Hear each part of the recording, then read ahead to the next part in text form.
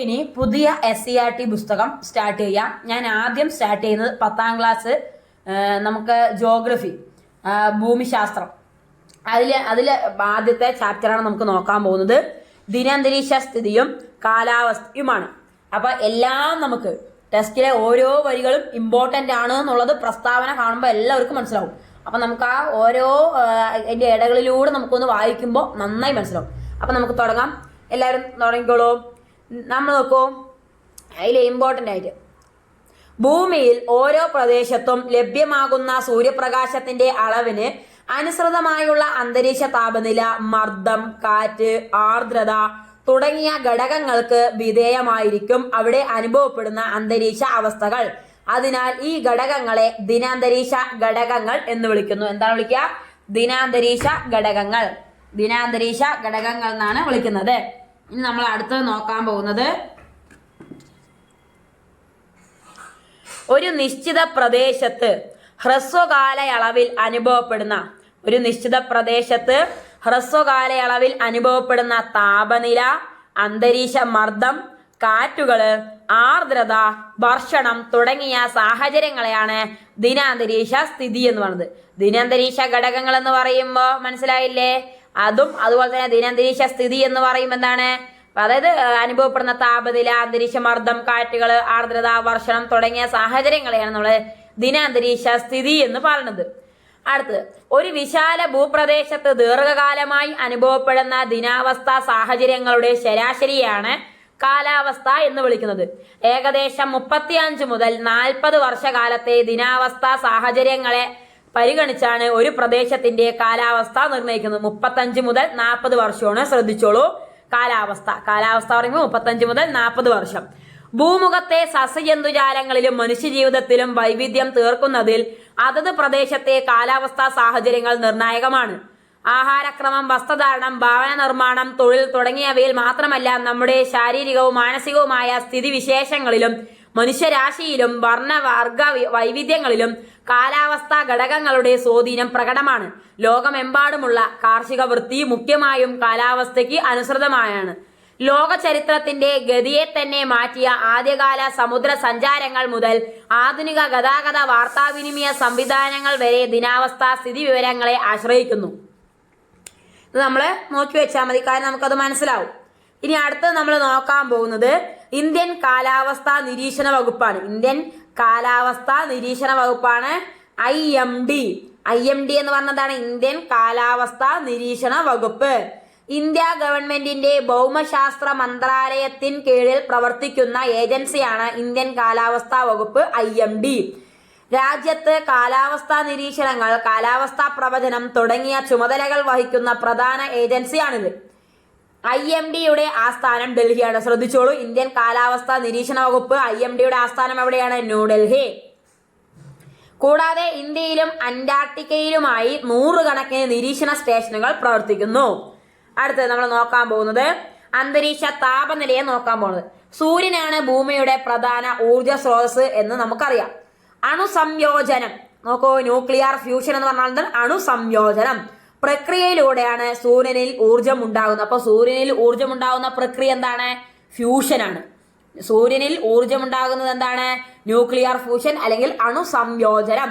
അണുസംയോജന പ്രക്രിയയെ കുറിച്ച് നമുക്ക് നോക്കാം. അണുസംയോജനത്തിലൂടെ വൻതോതിൽ തുടർച്ചയായി രൂപപ്പെടുന്ന ഊർജം സൂര്യനിൽ നിന്ന് ഹ്രസ്വ തരംഗങ്ങളായി വികിരണം ചെയ്യപ്പെടുന്നു. സൂര്യനിൽ നിന്നുള്ള വികിരണത്തിന്റെ ഒരു ചെറിയ ഭാഗം, ഏകദേശം 200 ദശലക്ഷത്തിൽ ഒരു ഭാഗം മാത്രമാണ് ഭൗമോപരിതലത്തിലേക്ക് എത്തുന്നത്. ഭൗമോപരിതലത്തിലെത്തുന്ന സൗരകിരണത്തിന്റെ അളവിന് കണ്ടോ നോക്കിയോളൂ, പുതിയ വാക്ക് ഇൻസൊലേഷൻ എന്ന് വിളിക്കുന്നു. എന്താണ്? ശ്രദ്ധിച്ചോളൂ, ഭൗമോപരിതലത്തിലെത്തുന്ന സൗരകിരണത്തിന്റെ അളവാണ് കേട്ടോ. ഭൂമിയുടെ ഉപരിതലത്തിലെത്തുന്ന സൂര്യന്റെ കിരണത്തിന്റെ അളവിനെയാണ് നമ്മൾ എന്ത് വിളിക്കുക? ഇൻസൊലേഷൻ എന്ന് വിളിക്കുക കേട്ടോ. ഇൻസൊലേഷൻ, പുതിയൊരു വാക്ക് കിട്ടിയില്ലേ? അടുത്തത് നോക്കാൻ പോകുന്നത് സൂര്യനിൽ നിന്ന് ഭൂമിയിലേക്ക് വരുന്ന സൗരവികിരണത്തിന്റെ ഒരു ഭാഗം അന്തരീക്ഷ വസ്തുക്കളിൽ തട്ടി പ്രതിഫലിക്കുകയും മേഘങ്ങൾ, പൊടിപടലങ്ങൾ എന്നിവയിൽ ആഗിരണം ചെയ്യപ്പെടുകയും ചെയ്യുന്നു. അന്തരീക്ഷത്തിലൂടെ കടന്നു വരുന്ന സൗരവികിരണം ഹ്രസ്വ തരംഗങ്ങളായതിനാൽ അപ്പൊ എന്താണ്? സൗരവികിരണം എന്ത് തരംഗങ്ങളാണ്? ഹ്രസ്വ തരംഗങ്ങളാണെന്ന് കിട്ടിയില്ലേ? അന്തരീക്ഷത്തെ കാര്യമായി ചൂട് പിടിപ്പിക്കാറില്ല. സൗരവികിരണത്തിലൂടെ ഭൗമോപരിതലം ചൂടുപിടിക്കുന്നു. തുടർന്ന് വിവിധ താപന പ്രക്രിയകളിലൂടെ ഭൗമോപരിതലത്തിൽ നിന്നും അന്തരീക്ഷത്തിലേക്ക് താപവ്യാപനം ഉണ്ടാകുന്നു. താപചാലനം, സംവഹനം, അഭിവഹനം, വികിരണം എന്നിവയാണ് പ്രധാന താപന പ്രക്രിയകൾ. അപ്പൊ താപന പ്രക്രിയകൾ ഇമ്പോർട്ടന്റ് ആണ്, ക്വസ്റ്റ്യൻ വന്നിട്ടുണ്ട്. ഏതൊക്കെയാണ് താപന പ്രക്രിയകൾ? എന്താണ് താപന പ്രക്രിയകൾ? ഏതൊക്കെയാണ്? താപചാലനം, സംവഹനം, അഭിവഹനം, വികിരണം. താപചാലനം, സംവഹനം, അഭിവഹനം, വികിരണം. അപ്പൊ നമുക്ക് അണുസംയോജനത്തിനെ കുറിച്ച് ഒന്നും കൂടി ഡീപ്പായിട്ട് നോക്കാം. രണ്ടോ അതിലധികമോ ചെറിയ അണുകേന്ദ്രങ്ങൾ കൂട്ടിയിടിയിലൂടെ സംയോജിച്ച് ഒരു വലിയ ആറ്റം രൂപപ്പെടുന്ന പ്രതിപ്രവർത്തനമാണ് അണുസംയോജനം. ഹൈഡ്രജൻ പോലുള്ള കുറഞ്ഞ ആറ്റോമിക സംഖ്യയുള്ള മൂലകങ്ങളിലാണ് ഈ പ്രക്രിയ സംഭവിക്കുന്നത്. അപ്പൊ ഹൈഡ്രജൻ എന്താണ്? ഹൈഡ്രജനിലും എന്ത് സംഭവിക്കുന്നുണ്ട്? ന്യൂക്ലിയർ ഫ്യൂഷൻ സംഭവിക്കുന്നുണ്ടെന്ന് ആലോചിച്ചോളൂ. ഇതിലൂടെ വൻതോതിൽ ഊർജം ഉൽപ്പാദിപ്പിക്കപ്പെടുന്നു. അപ്പോൾ വൻതോതിൽ ഊർജം ഉൽപ്പാദിപ്പിക്കുന്ന പ്രക്രിയ ഏതാണ്? അണുസംയോജനം. സൂര്യൻ ഉൾപ്പെടെ പ്രപഞ്ചത്തിലെ എല്ലാ നക്ഷത്രങ്ങളിലും ഇടതടവില്ലാതെ ഊർജം ഉൽപ്പാദിപ്പിക്കപ്പെടുന്നത് അണുസംയോജനത്തിലൂടെയാണ്.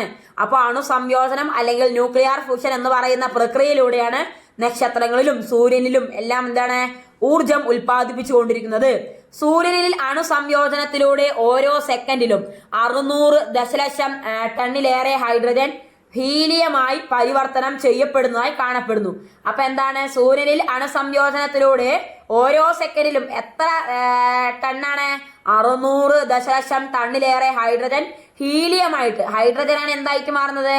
ഹീലിയമായിട്ട് പരിവർത്തനം ചെയ്യുന്നത് അല്ലെ? ഹൈഡ്രജൻ ഹീലിയമായിട്ട് എച്ച് എന്തായി മാറും? എച്ച് ഇ ആയിട്ട് മാറും. ഹൈഡ്രജൻ ഹീലിയമായിട്ട് മാറും. 600 ദശലക്ഷം ടണ്ണിലേറെയാണ് കേട്ടോ.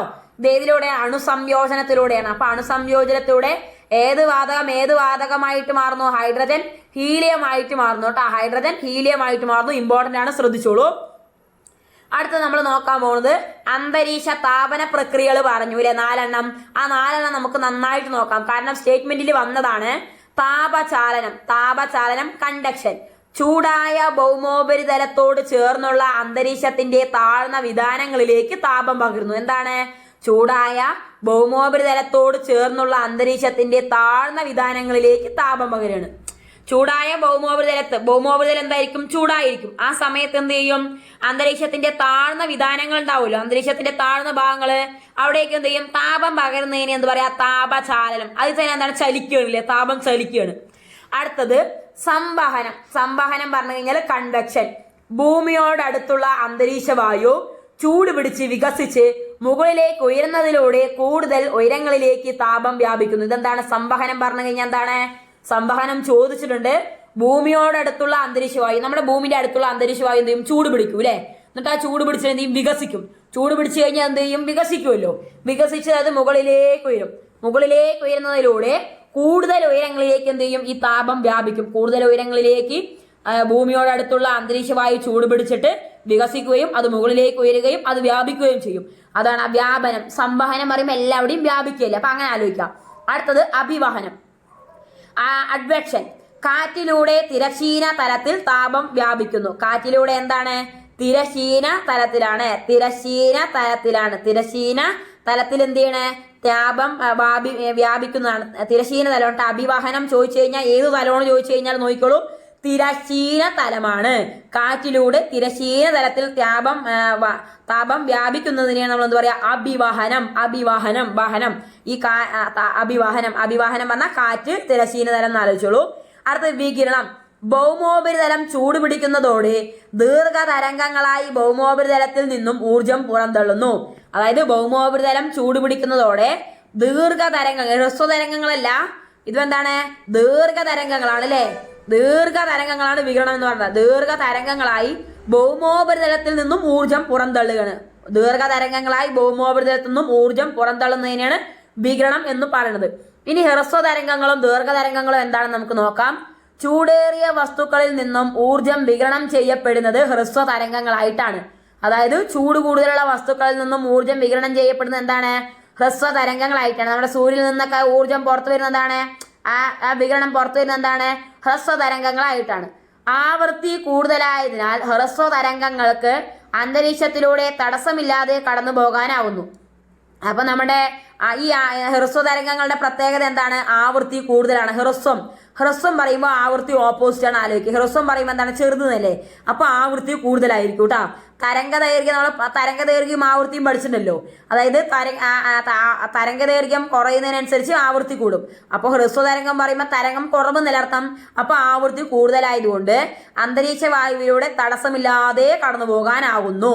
താരതമ്യേന ചൂട് കുറഞ്ഞ വസ്തുക്കളിൽ നിന്നും ഊർജ്ജ വികിരണം നടക്കുന്നത് എന്തായിരിക്കും? ദീർഘതരംഗങ്ങളായിട്ടാണ്. അപ്പൊ ചൂടുള്ളത് ഹ്രസ്വ തരംഗം, ചൂട് കുറവായ അവിടെ എന്തായിരിക്കും? ദീർഘതരംഗങ്ങളായിരിക്കും അല്ലെ? ചൂടില്ല കുറഞ്ഞവിടെയൊക്കെ ദീർഘതരംഗങ്ങളായിരിക്കും. ഈ തരംഗങ്ങൾക്ക് എന്തായിരിക്കും? ആവൃത്തി കുറവാണ് അല്ലെ? ദീർഘതരംഗങ്ങൾക്ക് എന്താണ്? ആവൃത്തി കുറവായതിനാൽ അന്തരീക്ഷ വസ്തുക്കളാൽ ആഗിരണം ചെയ്യപ്പെടുകയോ പ്രതിഫലിക്കപ്പെടുകയോ ചെയ്യുന്നു. അന്തരീക്ഷ വസ്തുക്കളിൽ എന്താണ്? ആഗിരണം ചെയ്യപ്പെടുക അല്ലെങ്കിൽ പ്രതിഫലിക്കുകയോ ചെയ്യുന്നു. അപ്പൊ ദീർഘതരംഗങ്ങളാണ് ഈ പൊടിപടലങ്ങളിലൊക്കെ തള്ളുന്നത് അല്ലെ? ഹ്രസ്വതരംഗങ്ങൾ എന്താണ്? അത് പൊടിപടലങ്ങൾ തടസ്സമില്ലാതെ വരൂലേ? അപ്പൊ എന്താണ് ഹ്രസ്വതരംഗങ്ങളും ദീർഘതരംഗങ്ങളും എന്ന് മനസ്സിലായില്ലേ? അപ്പോ ഏറ്റവും തടസ്സമില്ലാതെ വരുന്ന എന്താണ്? ഹ്രസ്വതരംഗങ്ങളും തടസ്സത്തോടു കൂടി വരുന്ന എന്താണ്? ദീർഘതരംഗങ്ങളാണെന്നും കിട്ടിയില്ലേ? പ്രസ്താവനയിൽ വന്നു കഴിഞ്ഞാൽ ശരിയാക്കിക്കോളൂ. അടുത്തത് ഭൂമിയുടെ താപ ബജറ്റ് നമുക്ക് നോക്കാം. അന്തരീക്ഷത്തിൽ എത്തിച്ചേരുന്ന ആകെ സൗരോർജം 100 യൂണിറ്റായി സങ്കല്പിച്ചാൽ അതിൽ 35 യൂണിറ്റ് ഊർജം പ്രതിഫലനത്തിലൂടെ തിരിച്ചു പോവുകയും 14 യൂണിറ്റ് ഊർജം അന്തരീക്ഷ വസ്തുക്കൾ ആഗിരണം ചെയ്യുകയും ചെയ്യുന്നു. ഭൗമോപരിതലത്തിൽ ലഭിക്കുന്നത് ആകെ 51 യൂണിറ്റ് ഊർജമാണ്. താപചാലനം, സംവഹനം തുടങ്ങിയ താപന പ്രക്രിയയിലൂടെ ഭൂമിയിൽ നിന്ന് 34 യൂണിറ്റ് ഊർജം അന്തരീക്ഷത്തിന് കൈമാറുന്നു. 17 യൂണിറ്റ് ഊർജം ഭൗമോപരിതലത്തിൽ നിന്ന് നേരിട്ടും 48 യൂണിറ്റ് ഊർജം അന്തരീക്ഷത്തിൽ നിന്നും പുനഃവികിരണം ചെയ്യപ്പെടുന്നതിലും ഭൂമിയിലും അന്തരീക്ഷത്തിലുമായി ലഭ്യത മുഴുവൻ ഊർജവും മടക്കി അയക്കുന്നു. അപ്പൊ ഇവിടെ എന്താണ്? മുഴുവൻ ഊർജവും എന്താണ്? മടക്കുന്നുണ്ട് എന്ന് മനസ്സിലായിക്കോളൂ. അത് ഇവിടെ പറഞ്ഞു കഴിഞ്ഞാല് നമ്മൾ പറഞ്ഞ ആകെ സൗരോർജം 100 യൂണിറ്റ് നമ്മൾ എടുത്തു കഴിഞ്ഞാല് 35 യൂണിറ്റ് ഊർജം എന്ത് ചെയ്യും? പ്രതിഫലനത്തിലൂടെ തിരിച്ചു പോകും. അപ്പൊ പ്രതിഫലനത്തിലൂടെ തിരിച്ചു പോകുന്ന ഊർജം എത്രയാണ്? 35. പിന്നെ 14 യൂണിറ്റ് ഊർജം എന്ത് ചെയ്യും? വസ്തുക്കളൊക്കെ ആഗിരണം ചെയ്യും. ചില വസ്തുക്കളൊക്കെ എന്ത് ചെയ്യും? 14 യൂണിറ്റ് ഊർജം മാത്രമേ ആഗിരണം ചെയ്യുള്ളൂ. അപ്പൊ ആഗിരണം 14. ആഗിരണം പറയുമ്പോൾ 4 അക്ഷരമല്ലേ? അപ്പൊ 14. ഇനി അടുത്തത് ഭൗമോപരിതലത്തിൽ ലഭിക്കുന്ന ആകെ 51. അപ്പൊ ഭൗമോപരിതലത്തിൽ ലഭിക്കുന്ന ഊർജത്തിന്റെ അളവ് എത്രയാണ്? 51 യൂണിറ്റ് ആണ്. ഇനി അത് താപചാലനം, സംവഹനം തുടങ്ങിയ താപന പ്രക്രിയകളിലൂടെ ഭൂമിയിൽ നിന്ന് 34 യൂണിറ്റ് ഊർജം അന്തരീക്ഷത്തിലേക്ക് കൈമാറും. 51 എന്ത് ചെയ്യും? 34 വീണ്ടും നമ്മൾ കൈമാറിക്കൊണ്ടിരിക്കുകയാണ് ഈ താപന പ്രക്രിയയിലൂടെ. അടുത്തത് 17 യൂണിറ്റ് ഉണ്ടാവുമല്ലോ. 17 യൂണിറ്റ് ഊർജം എന്ത് ചെയ്യും? ഭൗമോപരിതലത്തിൽ നിന്നും നേരിട്ടും, ഈ 17 യൂണിറ്റ് ഭൗമോപരിതലത്തിൽ നിന്ന് നേരിട്ടും 48 യൂണിറ്റ് ഊർജം അന്തരീക്ഷത്തിൽ നിന്നും പുനർവികിരണം ചെയ്യപ്പെടുന്നതിലൂടെ ഭൂമിയിലും അന്തരീക്ഷത്തിലുമായി ലഭ്യമായ മുഴുവൻ ഊർജവും എന്ത് ചെയ്യും? മടക്കി അയക്കുകയാണ്. അപ്പോൾ ഇത് മാത്രമേ നമുക്കൊന്ന് മനസ്സിലാക്കി വെച്ചാൽ മതി. ഇനി അടുത്തത് ഭൗമോപരിതലത്തിൽ നിന്നും ദീർഘതരംഗങ്ങളായി ഊർജം പുനഃവികിരണം ചെയ്യപ്പെടുന്ന പ്രക്രിയയെ ഭൗമ വികിരണം, ടെറസ്ട്രിയൽ റേഡിയേഷൻ എന്ന് വിളിക്കുന്നു. എന്താണ്? നമ്മുടെ ഭൂമിയുടെ ഉപരിതലത്തിൽ നിന്നും ദീർഘതരംഗങ്ങളുടെ പ്രത്യേകത എന്താണ്? അതെന്താണ്? തടസ്സങ്ങളോടുകൂടി വരുന്നതാണ് അല്ലെ? അപ്പൊ ദീർഘതരംഗങ്ങളായി ഊർജം പുനഃവികിരണം ചെയ്യപ്പെടുന്നു. പുനർവികിരണം ചെയ്യപ്പെടുന്ന പ്രക്രിയ എന്താണ്? വീണ്ടും എന്ത് ചെയ്യണേ? പുനർവികിരണം ചെയ്യാണ്. ആ പ്രക്രിയയെ നമ്മൾ എന്ത് വിളിക്കുക? ദീർഘതരംഗങ്ങളായിട്ടാട്ടാ. ദീർഘതരംഗങ്ങളായിട്ട് ഊർജം പുനർവികിരണം ചെയ്യപ്പെടുന്ന പ്രക്രിയനെ എന്ത് വിളിക്കുക? ഭൗമവികിരണം, ടെറസ്ട്രിയൽ റേഡിയേഷൻ. ദീർഘതരംഗങ്ങളായിട്ട് ഊർജം പുനർവികിരണം ചെയ്യപ്പെടുന്ന പ്രക്രിയയാണ് ഭൗമവികിരണം അല്ലെങ്കിൽ ടെറസ്ട്രിയൽ റേഡിയേഷൻ എന്ന് വിളിക്കുക. ഭൗമവികിരണത്തെ അന്തരീക്ഷത്തിലെ കാർബൺ ഡയോക്സൈഡ് പോലുള്ള ഹരിതഗൃഹ വാതകങ്ങൾ ആഗിരണം ചെയ്യുന്നത് അന്തരീക്ഷത്തെ ചൂടുപിടിപ്പിക്കുന്നു. അതായത് ഇവിടെ എന്താ പറയുന്നത്? ഭൗമവികിരണത്തെ അന്തരീക്ഷത്തിലെ കാർബൺ ഡയോക്സൈഡ് പോലുള്ള ഹരിതഗൃഹ വാതകങ്ങൾ ആഗിരണം ചെയ്യുന്നത് അന്തരീക്ഷത്തെ ചൂടുപിടിപ്പിക്കുന്നു. അപ്പൊ കാർബൺ ഡയോക്സൈഡ് ഒക്കെ എന്താണ്? നമ്മുടെ ഒരു ഹരിതഗൃഹ വാതകങ്ങളാണെന്ന് കിട്ടിയില്ലേ? അതെന്ത് ചെയ്യും? നമ്മുടെ ഈ അന്തരീക്ഷത്തെ എന്ത് ചെയ്യും? ചൂടുപിടിപ്പിക്കും അല്ലെ? ഇതിനെ ഹരിതഗൃഹ പ്രഭാവം എന്നാണ് വിളിക്കുക. അപ്പൊ നമുക്ക് മനസ്സിലായില്ലേ? അപ്പൊ ഹരിതഗൃഹ പ്രഭാവം എന്താണ്? ഭൗമവികിരണത്തെ അന്തരീക്ഷത്തിലെ കാർബൺ ഡയോക്സൈഡ് പോലുള്ള ഹരിതഗൃഹ വാതകങ്ങൾ ആഗിരണം ചെയ്യപ്പെടുകയും ആ ആഗിരണം ചെയ്യപ്പെടുന്നത് അന്തരീക്ഷത്തെ ചൂടുപിടിപ്പിക്കുകയും ചെയ്യുന്നു. അപ്പൊ എന്ത് ചെയ്യും? ഹരിതഗ്രഹ വാതകങ്ങള് ഭൗമവികിരണത്തെ ആഗിരണം ചെയ്തിട്ട് അന്തരീക്ഷത്തെ ചൂടുപിടിപ്പിക്കും. ഇതിനെ നമ്മൾ എന്ത് വിളിക്കുക? ഹരിതഗ്രഹ പ്രഭാവം. അപ്പൊ ചൂട് ഉയരുന്നതിനെയാണ് അല്ലെ നമ്മൾ എന്ത് ചെയ്യും? അന്തരീക്ഷത്തിന്റെ ചൂട് ഉയരുന്നതിനെ നമ്മൾ എന്ത് വിളിക്കുക? ഹരിതഗ്രഹ പ്രഭാവം. അതിന് കാരണമായിട്ടുള്ള വാതകം ഹരിതഗ്രഹ വാതകം. അതിലൊരു എക്സാമ്പിൾ കാർബൺ ഡൈ ഓക്സൈഡ് കിട്ടിയില്ലേ? അടുത്തത് എന്താണ് ഹരിതഗ്രഹങ്ങൾ എന്ന് നോക്കാം. പ്രതിദിനം ഭൂമിയിലേക്ക് വന്നു ചേരുന്ന ഏറെക്കുറെ മുഴുവൻ ഊർജവും ഇത്തരത്തിൽ പുനർവികിരണം ചെയ്യപ്പെടുന്നതിലൂടെ ഭൗമോപരിതല താപം ക്രമാതീതമായി കൂടാതെയും കുറയാതെയും സന്തുലിതമായി നിലനിർത്താനാകുന്നു. ഈ താപ സന്തുലന പ്രക്രിയയെ ഭൂമിയുടെ താപ ബജറ്റ് എന്ന് വിളിക്കുന്നു. അപ്പൊ താപ ബജറ്റ് എന്ന് പറയുന്നത് എന്താണ്? അതായത് പ്രതിദിനം നമ്മുടെ ഭൂമിയിലേക്ക് വന്നു ചേരുന്ന കുറെ ഊർജം ഉണ്ടാവും അല്ലെ. അപ്പൊ ഇതൊക്കെ എന്താണ്? ഇതുപോലെ പുനർവികിരണം ചെയ്യപ്പെടുകയും ചെയ്യുന്നുണ്ട്. അപ്പൊ പുനർവികിരണം ചെയ്യപ്പെടുന്നതിലൂടെ ഭൗമോപരിതല താപം ക്രമാതീതമായി കൂടാതെയും കുറയാതെയും സന്തുലിതമായി നിലനിൽക്കുന്നു. അതായത് കുറയും ചെയ്യില്ല, ഭൗമോപരിതല താപം കൂടുകയും ചെയ്യില്ല, സന്തുലിതമാണ്. അത് ഒരേപോലെ മെയിൻറ്റെയിൻ ചെയ്യും. ഈ സന്തുലന പ്രക്രിയയെ നമ്മൾ എന്ത് വിളിക്കുക? താപ ബജറ്റ്, ഹീറ്റ് ബജറ്റ്. നമ്മൾ താപ ബജറ്റ് എന്ന് കേൾക്കുമ്പോൾ ചൂട് കൂടുന്നു, അപ്പൊ അല്ല, സന്തുലിതമായിരിക്കുന്ന അവസ്ഥയാണ് അല്ലെ. ഭൗമോപരിതലത്തിലെ താപം കൂടുകയും കുറയുകയും ചെയ്യാത്ത ഒരു അവസ്ഥയെ സന്തുലന പ്രക്രിയക്ക് പറയുന്ന പേരാണ് താപ ബജറ്റ്, ഹീറ്റ് ബജറ്റ് എന്ന് വിളിക്കും. ഇനി അടുത്ത് നോക്കാം നമുക്ക്. ദിവസം മുഴുവൻ ഒരേ അളവിലാണ് നമുക്ക് സൗരോർജം ലഭിക്കുന്നത്. സൂര്യോദയം മുതൽ ഭൂമുഖത്തേക്ക് പ്രവഹിക്കുന്ന സൗരവികിരണത്താൽ ഭൗമോപരിതല താപം ക്രമേണ ഉയരുകയും ഉച്ചയോടെ അത് പാരമ്യത്തിലെത്തുകയും ചെയ്യുന്നു. വിവിധ താപവ്യാപന പ്രക്രിയകളിലൂടെയാണ് അന്തരീക്ഷം ചൂടാകുന്നത്. എന്നതിനാൽ അന്തരീക്ഷം ചൂടാകുന്നതിന് ഭൗമോപരിതലം ചൂടാകാൻ എടുക്കുന്നതിനേക്കാൾ കൂടുതൽ സമയം വേണം. അപ്പൊ ഭൗമോപരിതലം ചൂടാകാൻ എടുക്കുന്നതിനേക്കാൾ കൂടുതൽ സമയം എന്തിനു വേണം? അന്തരീക്ഷം ചൂടാകുന്നതിന്. അപ്പോൾ നിങ്ങൾ ചിലപ്പോൾ എക്സാമിന് ചോദിക്കും, ഏതായിരിക്കും കൂടുതൽ ചൂടാവുക? ചൂട് പിടിക്കുന്ന ഏതാണ്? അന്തരീക്ഷം, ഭൗമോപരിതലം ചെയ്യും. അപ്പൊ എന്താണ് നമ്മൾ അന്തരീക്ഷം ഏറ്റവും കൂടുതൽ സമയം എടുക്കുന്നത് അന്തരീക്ഷത്തിനാണ്. അന്തരീക്ഷം ചൂടാകുന്നതിന് ഭൗമോപരിതലം ചൂടാകാൻ, കാരണം ഭൂമിന്റെ ഏറ്റവും താഴ്ഭാഗത്ത് ഭൗമോപരിതലം, അത് ചൂട് പിടിച്ചു കഴിഞ്ഞിട്ടല്ലേ അന്തരീക്ഷം ചൂട് പിടിക്കുള്ളൂ. അപ്പൊ അന്തരീക്ഷം ചൂട് പിടിക്കാൻ എന്തായിരിക്കും സമയമെടുക്കും? നമുക്ക് ആലോചിച്ചാൽ നമുക്ക് കിട്ടും. അടുത്തത്, അതിനായി ഉച്ചയ്ക്ക് 2 മണിക്ക് രേഖപ്പെടുത്തുന്ന താപനിലയെയാണ് ഒരു ദിവസത്തെ കൂടിയ അന്തരീക്ഷ താപനിലയായി കാലാവസ്ഥാ നിരീക്ഷകർ കണക്കാക്കുന്നത്. അപ്പോൾ ഒരു ദിവസത്തെ കൂടിയ അന്തരീക്ഷ താപനില ഏത് സമയത്താണ് ചോദിച്ചു കഴിഞ്ഞാൽ 2 മണിക്കാണ് കേട്ടോ.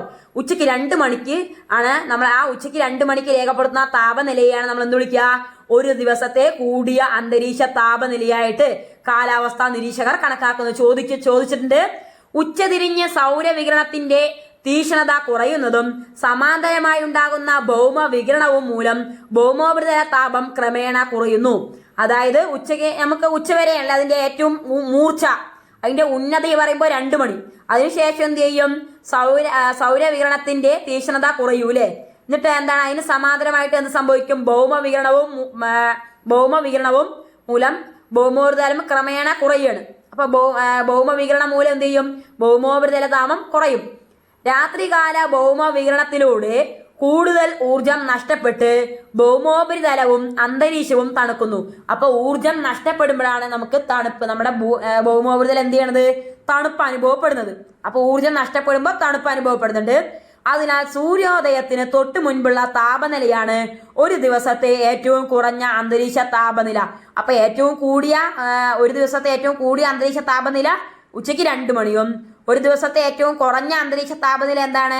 സൂര്യോദയത്തിന് തൊട്ട് മുൻപുള്ള താപനില. നമ്മൾ സൂര്യൻ ഉദിക്കില്ലേ, അതിന്റെ തൊട്ട് മുൻപുള്ള താപനിലയാണ് ഏറ്റവും കുറവ് കേട്ടാ. അപ്പൊ നോക്കിയിട്ടില്ല നമുക്ക്. ഇനി അടുത്തത് മാക്സിമം മിനിമം തെർമോമീറ്റർ നമുക്ക് നോക്കാം. മാക്സിമം മിനിമം തെർമോമീറ്റർ നോക്കിക്കോളൂ. അന്തരീക്ഷ താപനില അളക്കുന്നത് തെർമോമീറ്റർ എന്ന ഉപകരണത്താലാണ്. അപ്പോൾ തെർമോമീറ്റർ അന്തരീക്ഷ താപനില അളക്കാനാണെന്ന് ഓർത്തു വെച്ചോളൂ. 2 സാധാരണ തെർമോമീറ്ററുകളെ യു ആകൃതിയിലുള്ള ഗ്ലാസ് ട്യൂബ് കൊണ്ട് യോജിപ്പിച്ച് തയ്യാറാക്കുന്ന പ്രത്യേകതരം ഉപകരണമാണ് മാക്സിമം മിനിമം തെർമോമീറ്റർ. ഒരു മാക്സിമം മിനിമം തെർമോമീറ്ററിലെ രേഖപ്പെടുത്തലിൽ നിന്ന് ഒരു ദിവസത്തെ കൂടിയ താപനിലയും കുറഞ്ഞ താപനിലയും വായിച്ചെടുക്കാനാവും. അപ്പൊ അത് മാക്സിമം മിനിമം പറയുമ്പോൾ കൂടുതൽ കുറവ് നമുക്കറിയാലോ. അത് അന്തരീക്ഷ താപനില അളക്കാൻ വേണ്ടിയിട്ടാണ്. അടുത്തത് ശ്രദ്ധിച്ചോളൂ. അടുത്തത് വളരെ വളരെ ഇമ്പോർട്ടന്റ് ആണ്. ഡിഗ്രി സെൽഷ്യസ്, ഡിഗ്രി ഫാരൻഹീറ്റ് എന്നീ ഘടകങ്ങളിലാണ് താപനില രേഖപ്പെടുന്നത്. അപ്പൊ താപനില രേഖപ്പെടുന്നത് എന്താണ്? ഡിഗ്രി സെൽഷ്യസോ ഡിഗ്രി ഫാരൻഹീറ്റിലൊക്കെ എന്ന യൂണിറ്റുകളിലാണ് നമ്മൾ എന്ത് ചെയ്യണത് താപനില രേഖപ്പെടുത്തുന്നത്. ഫാരൻഹീറ്റില് ജലത്തിന്റെ ഗരാംഗം ശ്രദ്ധിച്ചോളൂ. ഫാരൻഹീറ്റിൽ ഇത് ചോദിച്ചിട്ടുണ്ട് ഇമ്പോർട്ടന്റ് ആണ്, ശ്രദ്ധിച്ചോളൂ. ഫാരൻഹീറ്റില് ജലത്തിന്റെ ഗരാംഗം എത്രയാണ്? ഫാരൻഹീറ്റില് ജലത്തിന്റെ ഗരാംഗം 32 ഡിഗ്രി ആണ് കേട്ടോ. എന്നാൽ തിളനില എത്രയാണ്? ഫാരൻഹീറ്റില് 212 ഡിഗ്രിയാണ്. ഫാരൻഹീറ്റില് ജലത്തിന്റെ ഗരാംഗം ചോദിച്ചു കഴിഞ്ഞാൽ 32 ഡിഗ്രിയും തിളനില ബോയിലിംഗ് പോയിന്റിലെ അത് 212 ഡിഗ്രിയാണ് കേട്ടാ. ഫാരൻഹീറ്റിലാണ് ജലത്തിന്റെ ഗരാംഗം 32 ഡിഗ്രി. ജലത്തിന്റെ ഗരാംഗം 32 ഡിഗ്രി. ജലത്തിന്റെ ഗരാംഗം 32 ഡിഗ്രി. തിളനില 212 ഡിഗ്രി കേട്ടാ. 212 ഡിഗ്രി. ഇത് നമുക്ക് സിമ്പിൾ ആയിട്ട് കിട്ടും. അതായത് ഫാരൻഹീറ്റിലുള്ള തിളനില നമുക്ക് കിട്ടിക്കഴിഞ്ഞാൽ നമുക്ക് എന്ത് കിട്ടും? ജലത്തിന്റെ ഗരാംഗം കിട്ടും. തിളനില എത്രയാണ്? 212 അല്ലേ. ആ രണ്ടും ആദ്യത്തെ 2 നമ്പർ എത്രയാണ്? 2 1 അതും കൂടി കൂട്ടുമ്പോൾ എത്ര കിട്ടുക? 3. അതായിരിക്കും ഗരാംഗം വരിക കേട്ടാ. ഗരാം പറയുമ്പോൾ എപ്പോഴും ചേർത്ത് നിർത്തുകയില്ലേ. അപ്പോൾ ആദ്യത്തെ 2 നമ്പറിനെ ചേർക്കുക. അപ്പൊ 2 3 1 അത്ര 3 32.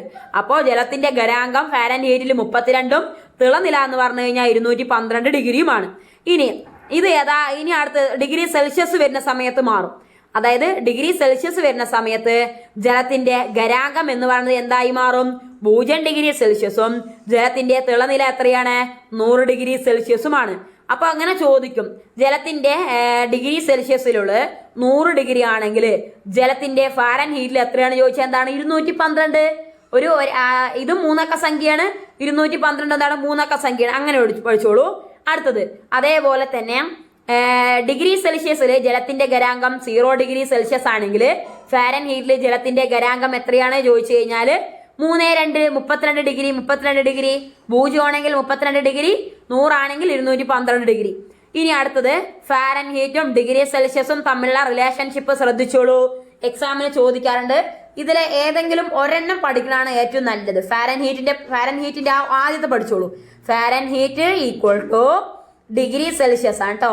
Degree Celsius into 9/5 plus 32. 9/5 plus നോക്ക്. ഇത് നമുക്ക് പഠിക്കാൻ എളുപ്പം എന്ന് പറയുന്നത് ഈ 9/5 ഇല്ലേ, ശ്രദ്ധിക്കുക. 9/5 നമ്മളെ കാണിച്ചു തരാം.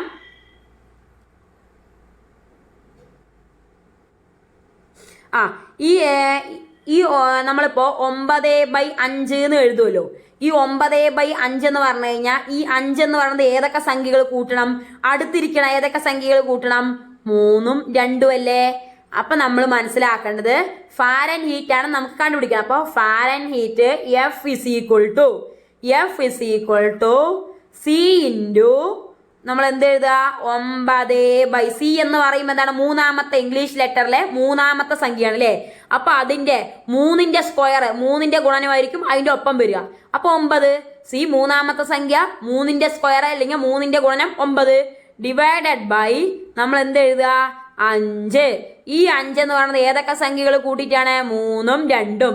അതാണ് ഇവിടെ എഴുതേണ്ടത്. ഈ ഒരു ഫോർമുല പഠിച്ചു കഴിഞ്ഞാൽ നിങ്ങൾക്ക് കിട്ടും. മനസ്സിലായില്ലേ? അപ്പോൾ അതാണ് അത്. ഇനി നമുക്ക് നോക്കാം. അടുത്ത് നോക്കാം.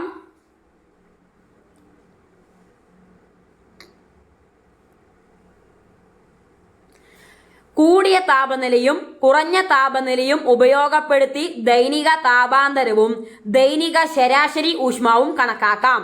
അതായത് അപ്പൊ നമ്മൾ ദൈനിക താപാന്തരവും ദൈനിക ശരാശരിയും കണക്കാക്കുന്നത് എങ്ങനെയാണ് ചോദിച്ചു കഴിഞ്ഞാൽ കൂടിയ താപനിലയും കുറഞ്ഞ താപനിലയും ഉപയോഗപ്പെടുത്തിക്കൊണ്ടാണ്.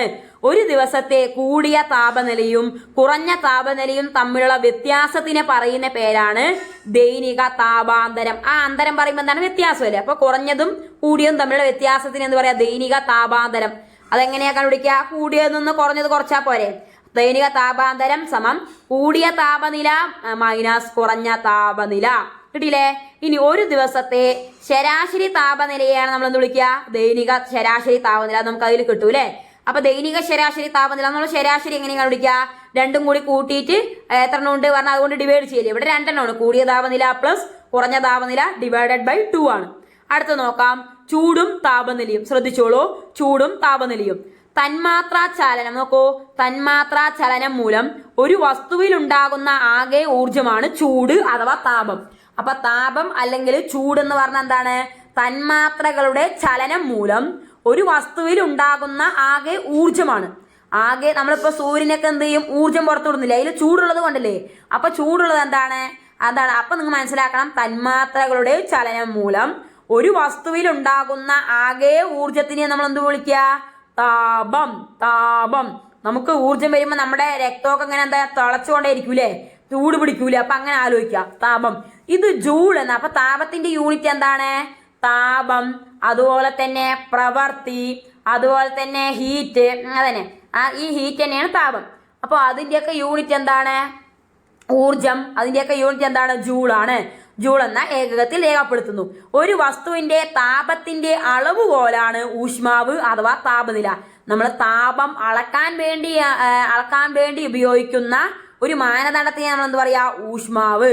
ഒരു വസ്തുവിന്റെ താപത്തിന്റെ അളവുകോലാണ് എന്ത്, താപത്തിന്റെ അളവുകോലാണ് എന്ത് പറയാ, ഒരു വസ്തുവിന്റെ താപത്തിന്റെ, ഒരു വസ്തുവിന് താപം ഉണ്ടാവുമല്ലോ, അതിന്റെ അളവുകോലാണ് നമ്മൾ എന്ത് പറയാ, ഊഷ്മാവ്. അല്ലെങ്കിൽ എന്ത് പറയും, താപനില. ചൂടും താപവും, ഊഷ്മാവും താപനിലയും. ഊഷ്മാവ് എന്ന് പറഞ്ഞാൽ എന്തെന്നെയാണ്, താപനില തന്നെയാണ് കേട്ടോ, ശ്രദ്ധിച്ചോളൂ. ഇത് degree Celsius, degree Fahrenheit, kelvin തുടങ്ങിയ ഏകങ്ങളിൽ രേഖപ്പെടുന്നു. അപ്പോൾ ചൂട് അല്ലെങ്കിൽ താപത്തിന്റെ യൂണിറ്റ് എന്താണ്, ജൂളാണ്. എന്നാൽ താപനില അല്ലെങ്കിൽ ഊഷ്മാവിന്റെ യൂണിറ്റ് എന്താണ്, അത് ഡിഗ്രി സെൽഷ്യസും ഡിഗ്രി ഫാരൻഹീറ്റും കെൽവിനൊക്കെയാണ് വരിക കേട്ടോ. ഏറ്റവും കൂടുതൽ ചോദിച്ചിരിക്കുന്നത് കെൽവിനാണ്. കെൽവിനാണ് താപനിലയുടെ യൂണിറ്റ്. എന്നാൽ താപം എന്താണ്, ജൂളാണ്. മാറിപ്പോകരുത്, താപം ജൂളും താപനില കെൽവിനുമാണ്. ഇനി നമുക്ക് അടുത്ത് നോക്കാം. അടുത്ത ശ്രദ്ധിച്ചോളൂ. അന്തരീക്ഷ താപനില സംബന്ധിച്ച വിവരങ്ങളെ കാലാവസ്ഥാ പഠനങ്ങൾക്കും കൂടുതൽ വിശകലനങ്ങൾക്കുമായി ഉപയോഗപ്പെടുത്തുന്നു. ഓരോ പ്രദേശത്തും രേഖപ്പെടുത്തുന്ന താപനിലയെ ഭൂപടങ്ങളിൽ അടയാളപ്പെടുത്തി ഒരേ താപനിലയുള്ള പ്രദേശങ്ങളെ തമ്മിൽ യോജിപ്പിച്ചുകൊണ്ട് സാങ്കല്പിക രേഖകൾ വരയ്ക്കുന്നു. ഈ സാങ്കല്പിക രേഖകളെ സമതാപരേഖകൾ, ഇമ്പോർട്ടന്റ് ആണ്. ഐസോതേംസ്, ഐസോ പറഞ്ഞ എന്താണ്, സെയിം ആണ് അല്ലെ, ഒരേപോലെ താപമുള്ളവര് അല്ലെ രേഖപ്പെടുത്തുന്നത്. എന്താണ്, ഓരോ പ്രദേശത്തും രേഖപ്പെടുത്തുന്ന താപനിലയെ ഭൂപടങ്ങളിൽ അടയാളപ്പെടുത്തിയിട്ട് ഒരേ താപനിലയുള്ള പ്രദേശങ്ങളെ തമ്മിൽ യോജിപ്പിച്ചുകൊണ്ട് വരയ്ക്കുന്ന സാങ്കല്പിക രേഖകൾക്കാണ് എന്ത് പറയാ, സമതാപരേഖകൾ. ഒരേ താപനില അനുഭവപ്പെടുന്ന പ്രദേശങ്ങളെ തമ്മിൽ വരയ്ക്കുന്ന രേഖയാണ് ട്ടാ സമതാപരേഖകൾ അല്ലെങ്കിൽ ഐസോതേംസ് എന്ന് വിളിക്കുന്നു.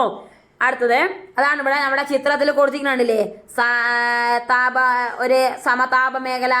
അതായത് ഒരേ താപം അനുഭവപ്പെടുന്ന മേഖലകളെ വരച്ചിട്ട് കുറെ സമതാപ മേഖലകൾ കാണുന്നില്ലേ, ഏതൊക്കെയാണ് കാണുന്നത്, കണ്ട ഇവിടെ കാണുന്നില്ലേ ചെറുതായിട്ട്, ഇതൊക്കെയാണ് എന്താ പറയാ, സമതാപ മേഖല എന്ന് പറയാ ട്ടാ. ഇനി നമുക്ക് അടുത്ത് നോക്കാം. ഇനി ഭൂമധ്യരേഖയിൽ നിന്നും അകലും തോറും താപനില പൊതുവെ കുറഞ്ഞു വരുന്നത് കണ്ടില്ലേ. നമ്മൾ ഭൂമധ്യരേഖ പറയുമ്പോൾ ആ നടുവിലെ സെന്ററിലൂടെ വരച്ച വരെയാണ് നമ്മൾ എന്താ പറയാ, ഭൂമധ്യരേഖ എന്ന് പറയില്ലേ. അതെന്താ ചെയ്യണത്, അവിടെ നിന്ന് ഭൂമധ്യരേഖയിൽ നിന്ന് അകലും തോറും താപനില പൊതുവെ എന്ത് ചെയ്യണേ, കുറഞ്ഞു വരികയാണല്ലേ. ആദ്യം ആ ഭൂമി മുകളിൽ നോക്കൂ, ആ ഭൂമധ്യരേഖയുടെ മുകളിൽ നോക്കൂ, ആദ്യം 30 ഡിഗ്രി സെൽഷ്യസ് ആയിരുന്നു, പിന്നെ 20 ഡിഗ്രി സെൽഷ്യസ് ആയി, പിന്നെ 10 ഡിഗ്രി സെൽഷ്യസ് ആയി, 0 ഡിഗ്രി സെൽഷ്യസ് ആയി. അപ്പൊ എന്താണ്, ഏറ്റവും കൂടുതൽ താപം അനുഭവപ്പെടുന്ന ഭാഗം നമുക്ക് കിട്ടിയില്ലേ, ഭൂമധ്യരേഖാ പ്രദേശത്താണ്. കാരണം എന്താണ്, സൂര്യൻ ലംബമായിട്ട് പതിക്കുന്നത് എവിടെയാണ്, ഭൂമധ്യരേഖാ പ്രദേശത്താണ്. ലംബമായി പതിക്കുമ്പോൾ എന്ത് ചെയ്യും, സൂര്യൻ എന്ത് ചെയ്യും, കൂടുതൽ ചൂടുണ്ടാവൂലേ. മറ്റെവിടെയൊക്കെ എന്തായിരിക്കും, ചരിഞ്ഞിട്ടായിരിക്കും. അപ്പൊ എന്തായാലും ചൂട് ഭയങ്കര കുറവായിരിക്കും. നമുക്ക് കിട്ടുന്ന കാര്യങ്ങളാണ് അല്ലേ, അതൊക്കെ നമുക്ക് ഇവിടെ നിന്ന് മനസ്സിലാക്കാൻ സാധിക്കും. അതിനെ കുറിച്ചൊക്കെ നമുക്ക് ഇവിടെ പറയുന്നുണ്ട്. ഭൂമധ്യരേഖയിൽ നിന്നും അകലം തോറും താപനില പൊതുവെ കുറഞ്ഞു വരുന്നത് കണ്ടില്ലേ. വൻകരകളും സമുദ്രങ്ങളും ചേരുന്ന ഇടങ്ങളിൽ സമതാപരേഖകൾ പ്രകടമായി വളയുന്നത് എന്തുകൊണ്ടായിരിക്കാം. ഈ വൻകരകളും സമുദ്രങ്ങളൊക്കെ ചേരുന്ന ഭാഗങ്ങൾ കണ്ടില്ലേ, അവിടെ വളയുന്ന വളവ് കണ്ടില്ലേ, അത് എന്തുകൊണ്ടാണ്, അതാണ് നമുക്ക് നോക്കാൻ പോകുന്നത്. നോക്കിക്കോളൂ. ഉത്തരാർദ്ധഗോളത്തെ അപേക്ഷിച്ച് ദക്ഷിണാർദ്ധഗോളത്തിൽ സമതാപരേഖകൾ അക്ഷാംശങ്ങൾക്ക് ഏറെക്കുറെ സമാന്തരമാകാൻ കാരണം എന്തായിരിക്കും. ഉത്തരാർദ്ധഗോളം പറയുമ്പോൾ മുകളിൽ, അതിനെ അപേക്ഷിച്ച് ദക്ഷിണാർദ്ധഗോളത്തിലെ സമതാപരേഖകൾ അക്ഷാംശങ്ങൾക്ക് ഏറെക്കുറെ സമാന്തരമാകും. നോക്ക് താഴത്ത് നോക്ക്, മുകളിലെ ഉത്തരാർദ്ധഗോളത്തിൽ വളഞ്ഞു പോണു, എന്നാൽ നോക്ക് താഴത്ത് നോക്ക്, നമ്മുടെ ദക്ഷിണാർദ്ധഗോളത്തിൽ എന്താണ്, ഒരു ഏകദേശമൊക്കെ ഒരുപോലെ ഇങ്ങനെ പോകണമെന്നില്ലേ, സമാന്തരമായിട്ടൊക്കെ നമ്മുടെ കണ്ണിൽ പോകുന്നില്ല. അത് എന്തുകൊണ്ടാണ്. ഇനി നമ്മൾ അടുത്തത് നോക്കാൻ പോകുന്നത് താപീയ മധ്യരേഖയാണ്. Thermal equator, താപീയ മധ്യരേഖ.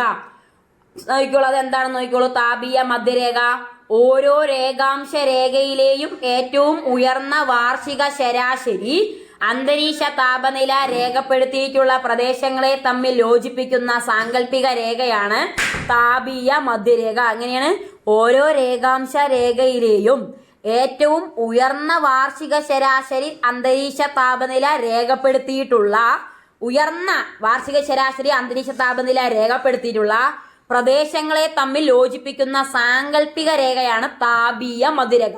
അപ്പൊ എന്താണ്, രേഖാംശ രേഖയിലാണ് ഇത് നടക്കുന്നത്. അതുപോലെ തന്നെ ഉയർന്ന വാർഷിക ശരാശരി അന്തരീക്ഷ താപനില രേഖപ്പെടുത്തിയിട്ടുള്ള പ്രദേശങ്ങളാണ് കേട്ടോ. അതാണ് താപീയ മധ്യരേഖ. താപീയ മധ്യരേഖ, താപീയം പറയുമ്പോൾ എന്താണ്, ചൂട് കൂടുതൽ അല്ലേ, ഉയർന്ന അന്തരീക്ഷ താപനില രേഖപ്പെടുത്തുന്നത് എവിടെയാണ്, മധ്യരേഖ എന്ന് പറയുമ്പോൾ രേഖാംശ രേഖ എന്ന് ആലോചിക്കട്ടെ. അപ്പൊ താപീയ മധ്യരേഖ അങ്ങനെ നമ്മൾ വരയ്ക്കുന്ന. മറ്റേത് എന്താണ്, ഒരേ താപനിലയുള്ള പ്രദേശങ്ങൾ തമ്മിലാണ് സമതാപരേഖ. ഇതെന്താണ്, ഉയർന്ന അന്തരീക്ഷ താപനില രേഖപ്പെടുത്തിയിട്ടുള്ള പ്രദേശങ്ങളെ രേഖാംശ രേഖയിൽ ഓരോ രേഖാംശ രേഖയിലും വരയ്ക്കുന്ന സാങ്കല്പിക രേഖയാണ് നമ്മൾ എന്താ പറയാ, താപീയ മധ്യരേഖ എന്ന് പറയുന്നത്. ഇനി നമുക്ക് അടുത്തത് നോക്കാം, അക്ഷാംശീയ സ്ഥാനങ്ങൾ നമുക്ക് നോക്കാം. അതായത് ലാറ്റിറ്റ്യൂഡ് എന്ന് പറയുന്നത് സൂര്യപ്രകാശം ഏറെക്കുറെ ലംബമായി പതിക്കുന്ന ഭൂമധ്യരേഖ പ്രദേശങ്ങളിൽ താപനില വളരെ കൂടുതലായിരിക്കും. ഞാൻ പറഞ്ഞില്ലേ, സൂര്യപ്രകാശം ലംബമായിട്ട് ഭൂമധ്യരേഖ പ്രദേശങ്ങളിലാണ് ഏറ്റവും കൂടുതലായിട്ട് ലംബമായിട്ട് പതിക്കുക. അതായത് ലംബം പറയുമ്പോൾ അറിയാലോ, 90 ഡിഗ്രി ആ ഒരു ഇതിൽ, അതായത് ചരിവൊന്നുമില്ലാതെ 90 ഡിഗ്രി കറക്റ്റ് എന്താണ് ലംബമായിട്ട് വരും. ആ സമയത്ത് എന്തായിരിക്കും, ചൂട് വളരെ എന്തായിരിക്കും, കൂടുതലായിരിക്കും ലംബമായിട്ട് പതിക്കുന്ന സമയത്ത്. നോക്കിക്കോളൂ, നമുക്ക് അതിന്റെ ആ ഡിഗ്രിയൊക്കെ ഒന്ന് നോക്കാം. നോക്കിക്കോളൂ, ഭൂമിന്റെ ഒരു നിങ്ങൾക്ക് ഇവിടെ കാണാൻ കഴിയുന്നില്ലേ ഭൂമിന്റെ. അപ്പോൾ ഭൂമിന്റെ സൂര്യരശ്മികൾ വരുന്നുണ്ട്. ഇനി ആ ഭൂമിന്റെ ഭാഗങ്ങൾ നോക്കൂ, ഉത്തര ധ്രുവം, ദക്ഷിണ ധ്രുവം. ഉത്തര ധ്രുവം എന്താണ്, 90 ഡിഗ്രി വടക്ക്. ദക്ഷിണ ധ്രുവം എന്താണ്, 90 ഡിഗ്രി തെക്ക്. പിന്നെ അതൊക്കെ നമുക്കറിയാം, 90 ഡിഗ്രി കിട്ടും. ഇനി ആർട്ടിക് വൃത്തം എന്താണ്, ആർട്ടിക് വൃത്തം എന്ന് പറഞ്ഞാൽ 66.5 ഡിഗ്രി വടക്ക്. ആർട്ടിക് പറയുമ്പോൾ എന്താണ്, മുകളിൽ നിന്ന് ആലോചിക്കുക കേട്ടാ. ആർട്ടിക് പറഞ്ഞു കഴിഞ്ഞാൽ മുകളില്. ആർട്ടിക് നമ്മള് ഇത് എന്താ പറയാ, ആർട്ടിക് എന്ന് പറഞ്ഞു കഴിഞ്ഞാൽ ഇപ്പോ ഞങ്ങൾ പണ്ടത്തെ ഒരു ഇത് പറയൂ കേട്ടോ. ആർട്ടിക് പറഞ്ഞു കഴിഞ്ഞാൽ നമ്മുടെ നമ്മൾ ആട്ടൊക്കെ ചെയ്യില്ലേ, കുട്ടികളുടെ ആട്ടൊക്കെ ചെയ്യില്ലേ.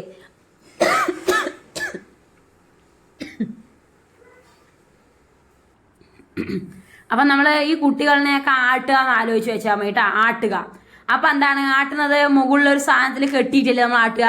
അപ്പോൾ ആർട്ടിക് വൃത്തം എന്ന് പറയുമ്പോൾ മുകളിലാണെന്ന് ആലോചിക്കുക. മുകളിലാണ്, ഏറ്റവും മുകളിലാണ്. ഉത്തര ധ്രുവം നമുക്കറിയാലോ 90 ഡിഗ്രിയാണ്. അപ്പൊ അതിന്റെ താഴെ എന്ത് വരും, ആർട്ടിക് വൃത്തം. അത് 66.5 ഡിഗ്രിയാണ്. ആർട്ടിക് 6 നില, ആർട്ടിക് പറയുമ്പോൾ 6 അപ്പൊ 66.5 ഡിഗ്രി വടക്ക്. പിന്നെ എന്താണ്, ഉത്തരായന രേഖ നമുക്കറിയാലേ. ഉത്തരഭാഗത്താവുമ്പോൾ ഉത്തരായന രേഖ. ഉത്തരായന രേഖ എന്താണ്, ഉത്തരായന രാ വരുന്നില്ല. അപ്പൊ 2 3 എന്നാണ് വരിക. അപ്പൊ 23.5 ഡിഗ്രി വടക്ക്. പിന്നെ ഭൂമധ്യരേഖ നമുക്ക് എല്ലാവർക്കും അറിയാം 0 അറിയാം.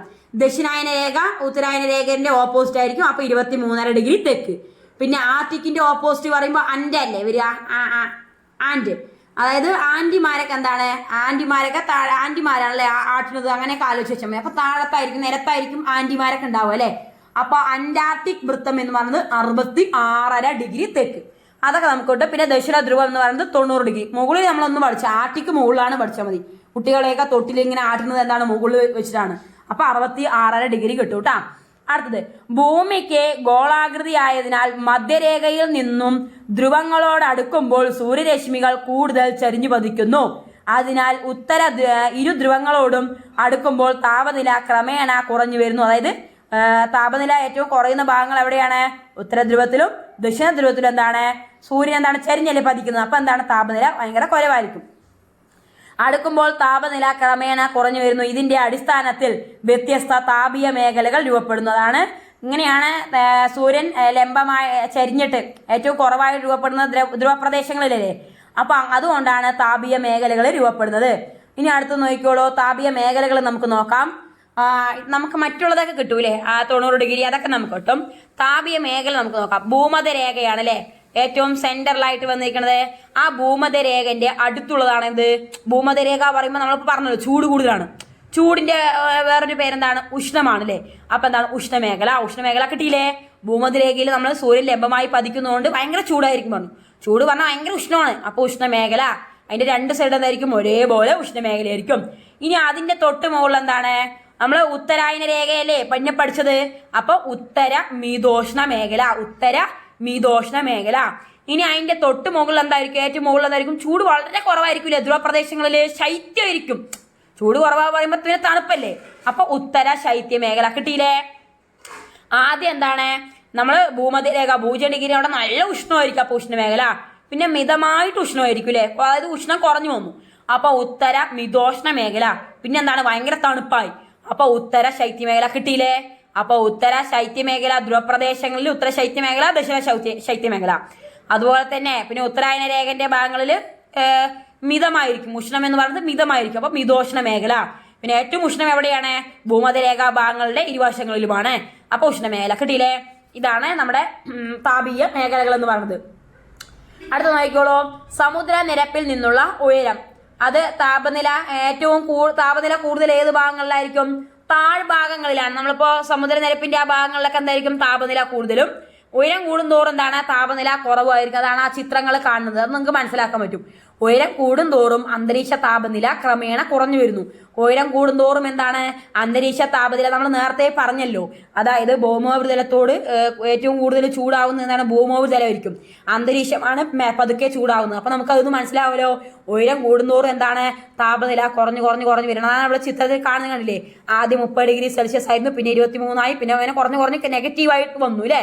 അതാണ് അവിടെ പറയുന്നത്. ഉയരം കൂടുന്തോറും. അപ്പൊ ഉയരവും അന്തരീക്ഷ താപനില എങ്ങനെയായിരിക്കും, ഇൻവേഴ്സ്ലി പ്രൊപ്പോർഷണൽ ആയിരിക്കും അല്ലെ, വിപരീത ആനുപാതികമായിരിക്കും. ഒന്ന് കൂടുമ്പോൾ ഒന്ന് കുറയും. ഉയരം കൂടുന്തോറും അന്തരീക്ഷ താപനില, അതല്ലേ ഉയരമുള്ള പ്രദേശങ്ങളിലൊക്കെ പോകുമ്പോൾ. ഇപ്പൊ പാലക്കാടും നെല്ലിയമ്പായി നിങ്ങൾ നോക്കുക. പാലക്കാട് എന്ന് പറയുമ്പോൾ എന്താണ്, അല്ലെങ്കിൽ നിങ്ങൾ നോക്കുക കോഴിക്കോട് വയനാട് എടുത്ത് നോക്ക്. കോഴിക്കോട് ഭാഗത്ത് എന്തായിരിക്കും, ചൂടുള്ള സമയത്ത് നിങ്ങൾ വയനാട് ഒന്ന് പോയി നോക്ക്, തണുപ്പായിരിക്കും അല്ലേ. അപ്പോൾ ഉയരം കൂടുന്തോറും എന്താണ്, താപനില കുറഞ്ഞു വരികയാണ്. നിങ്ങൾക്ക് മനസ്സിലാക്കാൻ പറ്റും. ഓരോ കിലോമീറ്റർ ഉയരത്തിനും ശ്രദ്ധിച്ചോളൂ, വന്നതാണ്. ഇത് കുറെ പേര് തെറ്റിച്ചതാണ്. ഓരോ കിലോമീറ്റർ ഉയരത്തിനും, ഓരോ കിലോമീറ്റർ ഉയരത്തിനും 6.4 ഡിഗ്രി സെൽഷ്യസ് എന്ന തോതിൽ അന്തരീക്ഷ താപനില കുറഞ്ഞു വരുന്ന പ്രതിഭാസത്തെയാണ് നമ്മൾ എന്ത് വിളിക്കുക, ക്രമമായ താപനഷ്ട നിരക്ക്. Normal lapse rate of temperature. ക്രമമായ താപനഷ്ട നിരക്ക് എന്ന് പറഞ്ഞാൽ എന്താണ്, ഉയരം കൂടുന്നതിനനുസരിച്ച് ഓരോ കിലോമീറ്റർ ഉയരത്തിന് എന്ത് ചെയ്യുന്നുണ്ട്, 6.4 ഡിഗ്രി. ക്രമം എന്ന് പറയുമ്പോ ക്രമം നയിക്കുമ്പോ എന്താണ്, 6 വരുന്നത് അല്ലെ. ക്രമം 6. അപ്പൊ 6 കഴിഞ്ഞാൽ അടുത്ത അതിന് മുൻപുള്ള ഇരട്ട സംഖ്യ പറയുമ്പോ 4. അപ്പൊ 6.4 കേട്ടോ. 6.4 താപനഷ്ട നിരക്ക്. ക്രമമായ താപനഷ്ട നിരക്ക് എത്രയാണ് ചോദിച്ചു കഴിഞ്ഞാൽ ഓരോ കിലോമീറ്റർ ഉയരത്തിനും ഓരോ കിലോമീറ്റർ ആണ്. പ്രസ്താവന നിങ്ങൾ ശ്രദ്ധിച്ച് വായിക്കണം. 6.4 ഡിഗ്രി സെൽഷ്യസ് ആണ്. അടുത്തത് നമ്മൾ നോക്കാൻ പോകുന്നത് കരയും കടലും വ്യത്യസ്തമായി ചൂട് പിടിക്കുന്നതിനെ കുറിച്ചാണ് നോക്കാൻ പോകുന്നത്. ഇത് നമ്മൾ കുറച്ച് ഭാഗമായിട്ട് എടുക്കുക. കാരണം ഇതിൽ അത്രയും ഭാഗം എന്ന് പറഞ്ഞാൽ ഭയങ്കര ഇമ്പോർട്ടൻ്റ് ആണ്. നിങ്ങൾക്ക് തന്നെ മനസ്സിലാവും. ഇതിൽ ഒരുപാട് ചോദ്യങ്ങൾ നിങ്ങൾ PSC പരീക്ഷയിൽ കണ്ടതാണ്. അപ്പൊ നമ്മൾ കോഡ് മാക്സിമം നമ്മൾ ഉപയോഗിക്കുന്നുണ്ട്. കോഡ് കിട്ടാത്തവിടെ നിങ്ങൾ എന്ത് ചെയ്യണം, അത് നിങ്ങൾ ഒരു 2-3 പ്രാവശ്യം വായിക്കുമ്പോൾ മനസ്സിലാവും. ചില ഭാഗങ്ങളിലേക്കൊന്നും കോഡ് നമുക്ക് കണ്ടുപിടിക്കാൻ കഴിയില്ല. അത് അങ്ങനെയാണ്. ഇനി സമുദ്രോപരിതലത്തെ അപേക്ഷിച്ച് കര വേഗം ചൂടാകുകയും തണുക്കുകയും ചെയ്യുന്നു. അപ്പോൾ സമുദ്രത്തിന്റെ ഉപരിതലത്തിനെ അപേക്ഷിച്ച് ഏറ്റവും കൂടുതൽ ചൂടാവുകയും തണുക്കുകയും ചെയ്യുന്ന ഏത് ഭാഗമായിരിക്കും, അതായത് നമ്മുടെ കരയാണ്. കര എന്ത് ചെയ്യും, വേഗം ചൂടാകുകയും ചെയ്യും തണുക്കുകയും ചെയ്യും നമ്മുടെ സമുദ്രോപരിതലത്തിനെ അപേക്ഷിച്ചിട്ട്. അതുകൊണ്ട് തന്നെ സമുദ്രത്തെ അപേക്ഷിച്ച് കരഭാഗങ്ങളിൽ ഉഷ്ണകാല അന്തരീക്ഷ താപം വളരെ കൂടുതലും ശൈത്യകാല അന്തരീക്ഷ താപം വളരെ കുറവുമായിരിക്കും. അപ്പൊ നമ്മൾ എന്താണ്, സമുദ്രത്തിനെ അപേക്ഷിച്ച് നമുക്ക് എന്ത് പറയാൻ പറ്റും, കരഭാഗങ്ങളിലെ ഉഷ്ണകാല അന്തരീക്ഷ താപം വളരെ കൂടുതലായിരിക്കും. കാരണം സൂര്യൻ നമുക്കറിയാലോ, നമ്മളിപ്പോൾ റോഡിലൂടെ ചൂട് കാലത്തൊക്കെ എന്തായിരിക്കും, നടന്നു പോകുന്ന സമയത്ത് നമ്മുടെ കാലൊക്കെ പൊള്ളില്ലേ. അപ്പൊ നമുക്ക് മനസ്സിലാകാൻ പറ്റും കരയല്ലേ വേഗം നമുക്ക് ചൂട് പിടിക്കുക. അപ്പൊ കരഭാഗങ്ങളില് ഉഷ്ണകാല അന്തരീക്ഷ താപം വളരെ കൂടുതലാണ്. ഉഷ്ണകാല അന്തരീക്ഷ താപം എന്താണ്, വളരെ കൂടുതലാണ്. ശൈത്യകാല അന്തരീക്ഷ താപം എന്തായിരിക്കും, ശൈത്യകാലത്ത് എന്താണ്, ശൈത്യകാലത്ത് ചൂടാവോ, ഇല്ലല്ലോ. അപ്പൊ എന്തായിരിക്കും, തണുപ്പല്ല ഉണ്ടാവുക. അപ്പൊ അന്തരീക്ഷ താപം വളരെ കുറവായിരിക്കും. ഇനി അടുത്തത് സമുദ്രത്തിൽ നിന്നുള്ള അകലം നമുക്ക് നോക്കാം. സമുദ്ര തീര പ്രദേശങ്ങളിൽ കടലിൽ നിന്ന് കരയിലേക്കും തിരിച്ചും വീശുന്ന കാറ്റുകൾ താപനില മിതമായി നിലനിർത്താൻ സഹായിക്കുന്നു. എന്നാൽ സമുദ്രത്തിൽ നിന്ന് അകലും തോറും ഈ സമുദ്ര സ്വാധീനം കുറഞ്ഞു വരുന്നതിനാൽ പകൽ താപം വളരെ ഉയരുന്നതിനും രാത്രി താപം വളരെ കുറയുന്നതിനും കാരണമാകുന്നു. അപ്പൊ പകലിന്റെ താപം എന്താണ്? അത് ഉയരുന്നതിനും രാത്രി താപം എന്ത് ചെയ്യും? കുറയുന്നതിനും കാരണമാകുന്നത് ഈ കടൽക്കാറ്റുകളാണ്. നമ്മളെ കടൽക്കാറ്റ് കരക്കാറ്റ് നോക്കൂ കേട്ടോ, നമ്മള് ഒന്ന് നോക്കാൻ പോകുന്നുണ്ട്. അപ്പൊ നമുക്കത് മനസ്സിലാവും. ഇനി അടുത്ത് നമ്മൾ ഇമ്പോർട്ടൻ്റ് ആണ് സമുദ്ര ജലപ്രവാഹങ്ങള്. ഡിഗ്രി ലെവൽ എക്സാമിന് ചോദിക്കാറുണ്ട്. അതുപോലെ തന്നെ 10ാം ക്ലാസ്സിൽ അങ്ങനെ കണ്ടിട്ടില്ല. എന്നാലും നമുക്ക് ചോദിക്കില്ല എന്ന് പറയാനും പറ്റില്ല. കാരണം ഈ സമുദ്രജല പ്രവാഹങ്ങൾ ഇമ്പോർട്ടൻ്റ് ആണ്. ഈ ഇടയ്ക്ക് നടന്ന ഒരു എക്സാമിന് സമുദ്രജല പ്രവാഹങ്ങളിൽ നിന്ന് ചോദ്യം വന്നിട്ടുണ്ടായിരുന്നു. അതായത് പ്രസ്താവന രീതിയിലാണ് വന്നത്. അപ്പൊ ഇത് വായിക്കാതെ പോയി കഴിഞ്ഞാൽ നമുക്കത് മനസ്സിലാവില്ല. കാരണം ഇതിലുള്ളതാണ് ചോദിച്ചിരിക്കുന്നത്. അപ്പൊ നോക്കിക്കോളൂ, ഉഷ്ണജല പ്രവാഹങ്ങളും ശീതജല പ്രവാഹങ്ങളും കടന്നു പോകുന്ന തീരപ്രദേശങ്ങളിലെ അന്തരീക്ഷ താപനില യഥാക്രമം കൂടുകയും കുറയുകയും ചെയ്യുന്നു. സമുദ്രജല പ്രവാഹങ്ങൾ 2 തരത്തിലുണ്ട്. എങ്ങനെയാണ്? ഉഷ്ണജല പ്രവാഹങ്ങളുണ്ട്, ശീതജല പ്രവാഹങ്ങളുണ്ട്. ഈ ഉഷ്ണജല പ്രവാഹങ്ങളും ശീതജല പ്രവാഹങ്ങളും കടന്നു പോകുന്ന തീരപ്രദേശങ്ങളിലെ അന്തരീക്ഷ താപനില എന്ത് ചെയ്യും?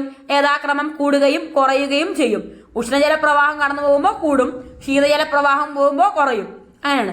ഉദാഹരണത്തിന് ഉഷ്ണജല പ്രവാഹമായ ഉത്തര അറ്റ്ലാന്റിക് പ്രവാഹം. അപ്പൊ കിട്ടിയില്ല നമുക്ക്?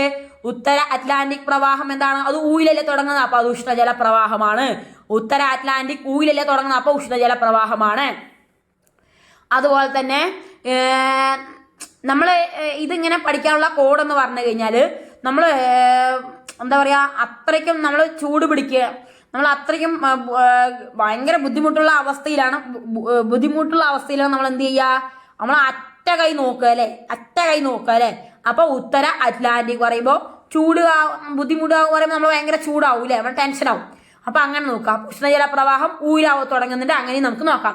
ഉഷ്ണജല പ്രവാഹമായുള്ള ഉത്തര അറ്റ്ലാന്റിക് പ്രവാഹം യൂറോപ്പിന്റെ പടിഞ്ഞാറൻ പ്രദേശങ്ങൾക്ക് കൊടും തണുപ്പിൽ നിന്ന് ആശ്വാസം നൽകുമ്പോൾ, അപ്പോ യൂറോപ്പിന്റെ പടിഞ്ഞാറൻ പ്രദേശങ്ങൾക്ക്, യൂറോപ്പിന്റെ പുതപ്പ് എന്നൊക്കെ നമുക്ക് വേണമെങ്കിൽ പറയാലേ, എന്തുകൊണ്ടാണ്? അവിടെ കൊടും തണുപ്പിൽ നിന്ന് ഒരു ആശ്വാസം നൽകുമ്പോൾ അതേ അക്ഷാംശത്തിൽ സ്ഥിതി ചെയ്യുന്ന കാനഡയുടെ വടക്കു കിഴക്കൻ തീരങ്ങൾ ലാബ്രാഡോർ ശീതജല പ്രവാഹത്തിന്റെ സ്വാധീനത്താൽ മാസങ്ങളോളം കൊടും തണുപ്പിൽ അമരുന്നു. അപ്പൊ യൂറോപ്പില് കൊടും തണുപ്പുണ്ടാവുന്ന സമയത്ത് അവിടെ ചൂട് പിടിക്കാൻ സഹായിക്കുന്ന ഏതാണ്? അത് ഇമ്പോർട്ടന്റ് ആണ്. ഉത്തര അറ്റ്ലാന്റിക് പ്രവാഹമാണ്. ഉത്തര അറ്റ്ലാന്റിക് പ്രവാഹം എവിടെയാണ്? യൂറോപ്പിന്റെ പടിഞ്ഞാറൻ പ്രദേശങ്ങളിലാണ് ഒരു ആശ്വാസം. അതേ സമയത്ത് അതേ അംശത്തില് സ്ഥിതി ചെയ്യുന്ന കാനഡ,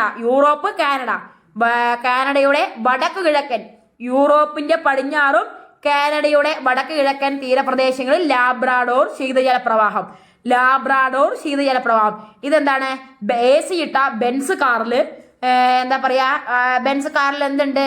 ഡോർ ഉണ്ട് എന്ന് ആലോചിക്കുക. AC ഇട്ട ബെൻസ് കാറിൽ ഡോർ ഉണ്ട്, ഇത് കിട്ടും. AC ഇട്ട കാറിൽ എന്തുണ്ടാവും? ഡോർ ഉണ്ടാവും. ഇല്ലെങ്കിൽ നമ്മളെ ഈ ഡോറൊക്കെ നമ്മൾ ക്ലോസ് ചെയ്യണത് AC വരുമ്പോഴല്ലേ. നമ്മുടെ വീടുകളിലുള്ള ഡോറുകളും ജനലുകളും ഒക്കെ അടച്ചു വെക്കില്ല, ഇത് എന്തുകൊണ്ടാണ്? AC വരുമ്പോൾ.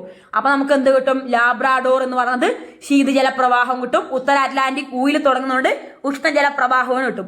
ഉത്തര അറ്റ്ലാന്റിക് എവിടെയാണ്? യൂറോപ്പിന്റെ പടിഞ്ഞാറ്, അതൊരു പുതപ്പായിട്ടാണ് അവിടെ ആശ്വാസം നൽകുന്നത്.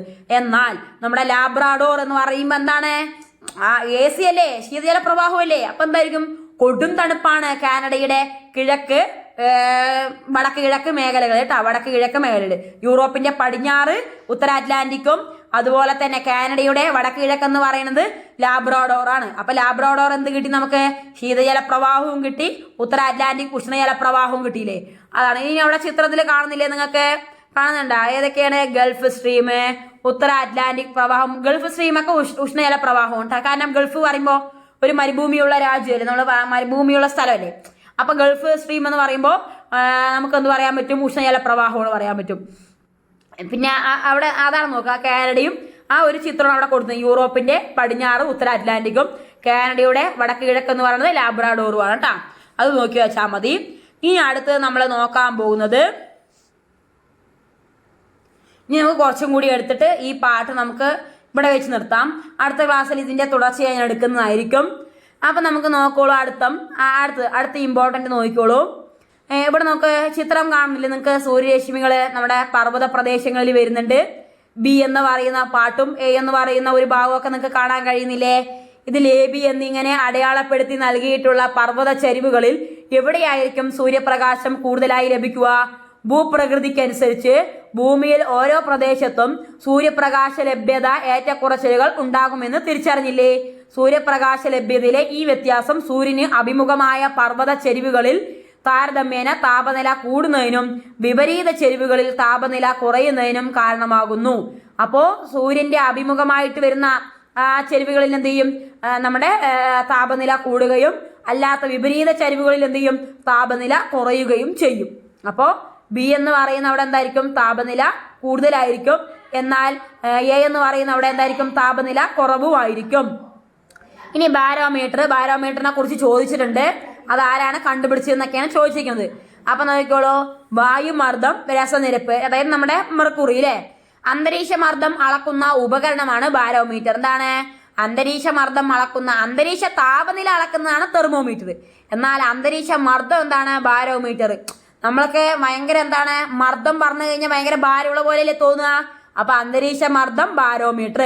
മെർക്കുറി ബാരോമീറ്റർ, ഏതൊക്കെ തരത്തിലുള്ള ബാരോമീറ്റർ ഉണ്ട്? മെർക്കുറി ബാരോമീറ്റർ ഉണ്ട്, അനിറോയിഡ് ബാരോമീറ്റർ ഉണ്ട്. അങ്ങനെയാണ് വിവിധതരം ബാരോമീറ്ററുകൾ. മെർക്കുറി ബാരോമീറ്ററിൽ ഭൗമോപരിതല ശരാശരി അന്തരീക്ഷ മർദ്ദം 76 സെന്റിമീറ്ററായി രേഖപ്പെടുത്തുന്നു. മെർക്കുറി ബാരോമീറ്ററിൽ എന്താണ്? മെർക്കുറി പറയുമ്പോൾ എന്താണ്? 6ൽ അവസാനിക്കുന്ന ആലോചിച്ച് വെച്ചാൽ. അപ്പൊ 76 സെന്റിമീറ്റർ. അന്തരീക്ഷ മർദ്ദം രേഖപ്പെടുത്തുന്നത് സാധാരണ മില്ലി ബാർ, ഹെക്ടോ പാസ്കൽ എന്നീ യൂണിറ്റുകളിലാണ്. അപ്പൊ അന്തരീക്ഷ മർദ്ദത്തിന്റെ യൂണിറ്റ് എന്താണ്? Milli bar. ബാർ എന്ന് പറയുമ്പോൾ എന്താണ്? മർദ്ദവുമായി ബന്ധപ്പെട്ടതല്ലേ. അപ്പൊ മില്ലി ബാർ, ഹെക്ടോ പാസ്കൽ കേട്ടാ. പാസ്കലൊക്കെ എന്താണ്? മർദ്ദത്തിന്റെ യൂണിറ്റ് അല്ലേ. അപ്പൊ ഹെക്ടോ പാസ്കൽ. ഇനി ഭൗമോപരിതല ശരാശരി മർദ്ദം. ഭൗമോപരിതലത്തിന്റെ ശരാശരി മർദ്ദം എത്രയാണ്? അപ്പൊ നമുക്ക് 1013.2 1013.2 മില്ലി ബാർ അഥവാ ഹെക്ടോ പാസ്കൽ ആണ്. അപ്പൊ ഭൗമോപരിതല ശരാശരി മർദ്ദം എത്രയാണ്? ഭൗമോപരിതലത്തിന്റെ ഭൗമോപരിതലം എന്ന് പറയുമ്പോൾ നമ്മൾ ആലോചിക്കുക. ഭൗമോപരിതലം, തലം പറയുമ്പോൾ 10 തുടങ്ങുക. 10, അതുപോലെ തന്നെ 1013.2 1013.2, അതായത് 1013.2. ഇനി അടുത്തത് അന്തരീക്ഷ മർദ്ദവും കാറ്റുകളുമാണ്. മറ്റെല്ലാ വസ്തുക്കളും എന്ന പോലെ വായുവിനും ഭാരമുണ്ട്. നമുക്കറിയാലോ വായുവിന് എന്തുണ്ട്? ഭാരമുണ്ട്. അന്തരീക്ഷ വായു ഭൗമോപരിതലത്തിൽ ചെലുത്തുന്ന ഭാരമാണ് അന്തരീക്ഷ മർദ്ദം. അപ്പൊ എന്താണ് അന്തരീക്ഷ മർദ്ദം? പ്രസ്താവനയിൽ വരുമ്പോൾ നമുക്ക് കിട്ടുമല്ലോ. അന്തരീക്ഷ വായു ഭൗമോപരിതലത്തിൽ ചെലുത്തുന്ന ഭാരം. അന്തരീക്ഷ വായു എന്ത് ചെയ്യും? നമ്മുടെ ഭൂമിയുടെ ഉപരിതലത്തിൽ ഒരു ഭാരം ചെലുത്തൂലേ. ആ ഭാരത്തിനെ നമ്മൾ എന്ത് പറയാ? അന്തരീക്ഷ മർദ്ദം. അന്തരീക്ഷം നമ്മൾ മർദ്ദം എങ്ങനെയാ? പ്രഷർ കണ്ടുപിടിക്കുക. ഒരു യൂണിറ്റ് ഏരിയയില് ചെലുത്തുന്ന ബലം എന്നല്ലേ പറയാ? അതേ തന്നെയാണ് ഇവിടെയും ആലോചിക്കുന്നത്. ബലത്തിന്റെ യൂണിറ്റ് എന്ന് പറയുന്നത് ന്യൂട്ടൺ ആണ്. ഭാരത്തിന്റെ യൂണിറ്റ്, വെയിറ്റ്, ഭാരത്തിന്റെ യൂണിറ്റ് എന്താണ്? ന്യൂട്ടൺ ആണ് അല്ലേ. അപ്പൊ എന്താണ് ഇവിടെയും നമുക്ക് നോക്ക്. അതായത് ഭൗമോപരിതലത്തില് ചെലുത്തുന്ന ഭാരം അല്ലെങ്കിൽ ഒരു യൂണിറ്റ് പരപ്പളവ്, ആ പരപ്പളവുള്ള ആ സ്ഥലത്ത് എന്താണ് ചെലുത്തുന്ന ബലം എന്നും നമുക്ക് പറയാം അല്ലെ. അപ്പൊ നമുക്ക് അത് കിട്ടിയില്ലേ? പ്രഷറിന്റെ യൂണിറ്റ് കണ്ടു കഴിഞ്ഞാൽ അതിന്റെ നമുക്ക് സ്റ്റേറ്റ്മെന്റിൽ ക്വസ്റ്റ്യൻ വരുമ്പോൾ കണ്ടുപിടിക്കും. അപ്പൊ ഭൗമോപരിതലത്തിൽ ചെലുത്തുന്ന ഭാരമാണ് അന്തരീക്ഷ മർദ്ദം. അന്തരീക്ഷ മർദ്ദത്തെ സ്വാധീനിക്കുന്ന ഘടകങ്ങൾ നോക്കിക്കോളൂ. ചോദിച്ചിട്ടുണ്ട്. അന്തരീക്ഷ മർദ്ദത്തെ സ്വാധീനിക്കുന്ന ഘടകങ്ങൾ ഏതൊക്കെയാണ്? അന്തരീക്ഷ താപനില അല്ലേ. അന്തരീക്ഷ മർദ്ദത്തെ സ്വാധീനിക്കുന്ന മർദ്ദമാകുമ്പോൾ അവിടെ എന്തായാലും ഒരു താപനില വരും. അപ്പൊ അന്തരീക്ഷ താപനില. സമുദ്രനിരപ്പിൽ നിന്നുള്ള ഉയരം എന്ത് ചെയ്യും? അന്തരീക്ഷ മർദ്ദത്തെ സ്വാധീനിക്കുന്നുണ്ട്. അന്തരീക്ഷ വായുവിലെ ജലാംശം. അപ്പോ ജലാംശവും സമുദ്രനിരപ്പിൽ നിന്നുള്ള ഉയരവും താപനിലയും. ഉയരം, താപനില, ജലാംശം അത് നമുക്ക് കിട്ടും. ഈ ഘടകങ്ങൾ ഓരോന്നും അന്തരീക്ഷ മർദ്ദത്തെ സ്വാധീനിക്കുന്നത് എങ്ങനെയെന്ന് നമുക്ക് പരിശോധിക്കാം. വരൂ. അന്തരീക്ഷ വായു ചൂട് പിടിച്ച് വികസിക്കുകയും ഭാരം കുറഞ്ഞു ഉയരുകയും ചെയ്യുന്നു. അന്തരീക്ഷ വായു ചൂട് പിടിച്ച് വികസിക്കുകയാണ്. അപ്പൊ എന്ത് ചെയ്യും? ഭാരം കുറഞ്ഞിട്ട് എന്ത് ചെയ്യും? അത് ഉയരുകയും ചെയ്യും. ഇപ്രകാരം ന്യൂനമർദ്ദ മേഖലകൾ രൂപപ്പെടുന്നു അല്ലെ. അതായത് അന്തരീക്ഷ വായു ചൂട് പിടിച്ച് വികസിക്കുന്ന സമയത്ത് എന്ത് ചെയ്യും? അവിടെ ഭാരം കുറയല്ലേ ചെയ്യുന്നത്. അപ്പൊ ഭാരം കുറയുമ്പോൾ എന്താ സംഭവിക്കുന്നത്? അവിടെ ഭാരം കുറയുമ്പോൾ മർദ്ദം കുറയണം. അപ്പൊ ന്യൂനമർദ്ദ മേഖലകൾ രൂപപ്പെടുകയും ചെയ്യുന്നു. ഇത്തരത്തിൽ ഉയരുന്ന വായു ക്രമേണ തണുത്ത് സങ്കോചിച്ച് താഴ്ന്നിറങ്ങുന്ന ഇടങ്ങളിൽ ഉച്ചമർദ്ദ മേഖലകൾ രൂപപ്പെടുന്നു. ഇങ്ങനെ എന്താണ് ഉയരുന്ന വായു എന്ത് ചെയ്യും? ക്രമേണ തണുക്കൂലേ? ക്രമേണ തണുക്കുമ്പോൾ എന്ത് ചെയ്യും? സങ്കോചിക്കും. അപ്പൊ ചൂടാവുമ്പോൾ എന്ത് ചെയ്യും? വികസിക്കും. തണുക്കുമ്പോൾ എന്ത് ചെയ്യും? ചുരുങ്ങൂലെ? സങ്കോചിച്ച് താഴ്ന്നിറങ്ങുന്ന ഇടങ്ങളിൽ എന്ത് ചെയ്യും? അത് താഴെ വരുന്ന ഇടങ്ങളിൽ എന്ത് ചെയ്യും? ഉച്ചമർദ്ദം ഉണ്ടാവും. അപ്പൊ ഉച്ചമർദ്ദം ഉണ്ടാവുന്ന എപ്പോഴാണ്? അതായത് വായു തണുക്കണ സമയത്താണ് എന്തുണ്ടാവണം? ഉച്ചമർദ്ദം ഉണ്ടാവുന്നതും. ന്യൂനമർദ്ദം എപ്പോഴാണ്? വായു ചൂടാവുമ്പോൾ വികസിക്കും. വികസിക്കുന്ന സമയത്ത് ന്യൂനമർദ്ദവും തണുക്കുന്ന സമയത്ത് എന്ത് ചെയ്യും? ഉച്ചമർദ്ദ മേഖലകളും രൂപപ്പെടുന്നു.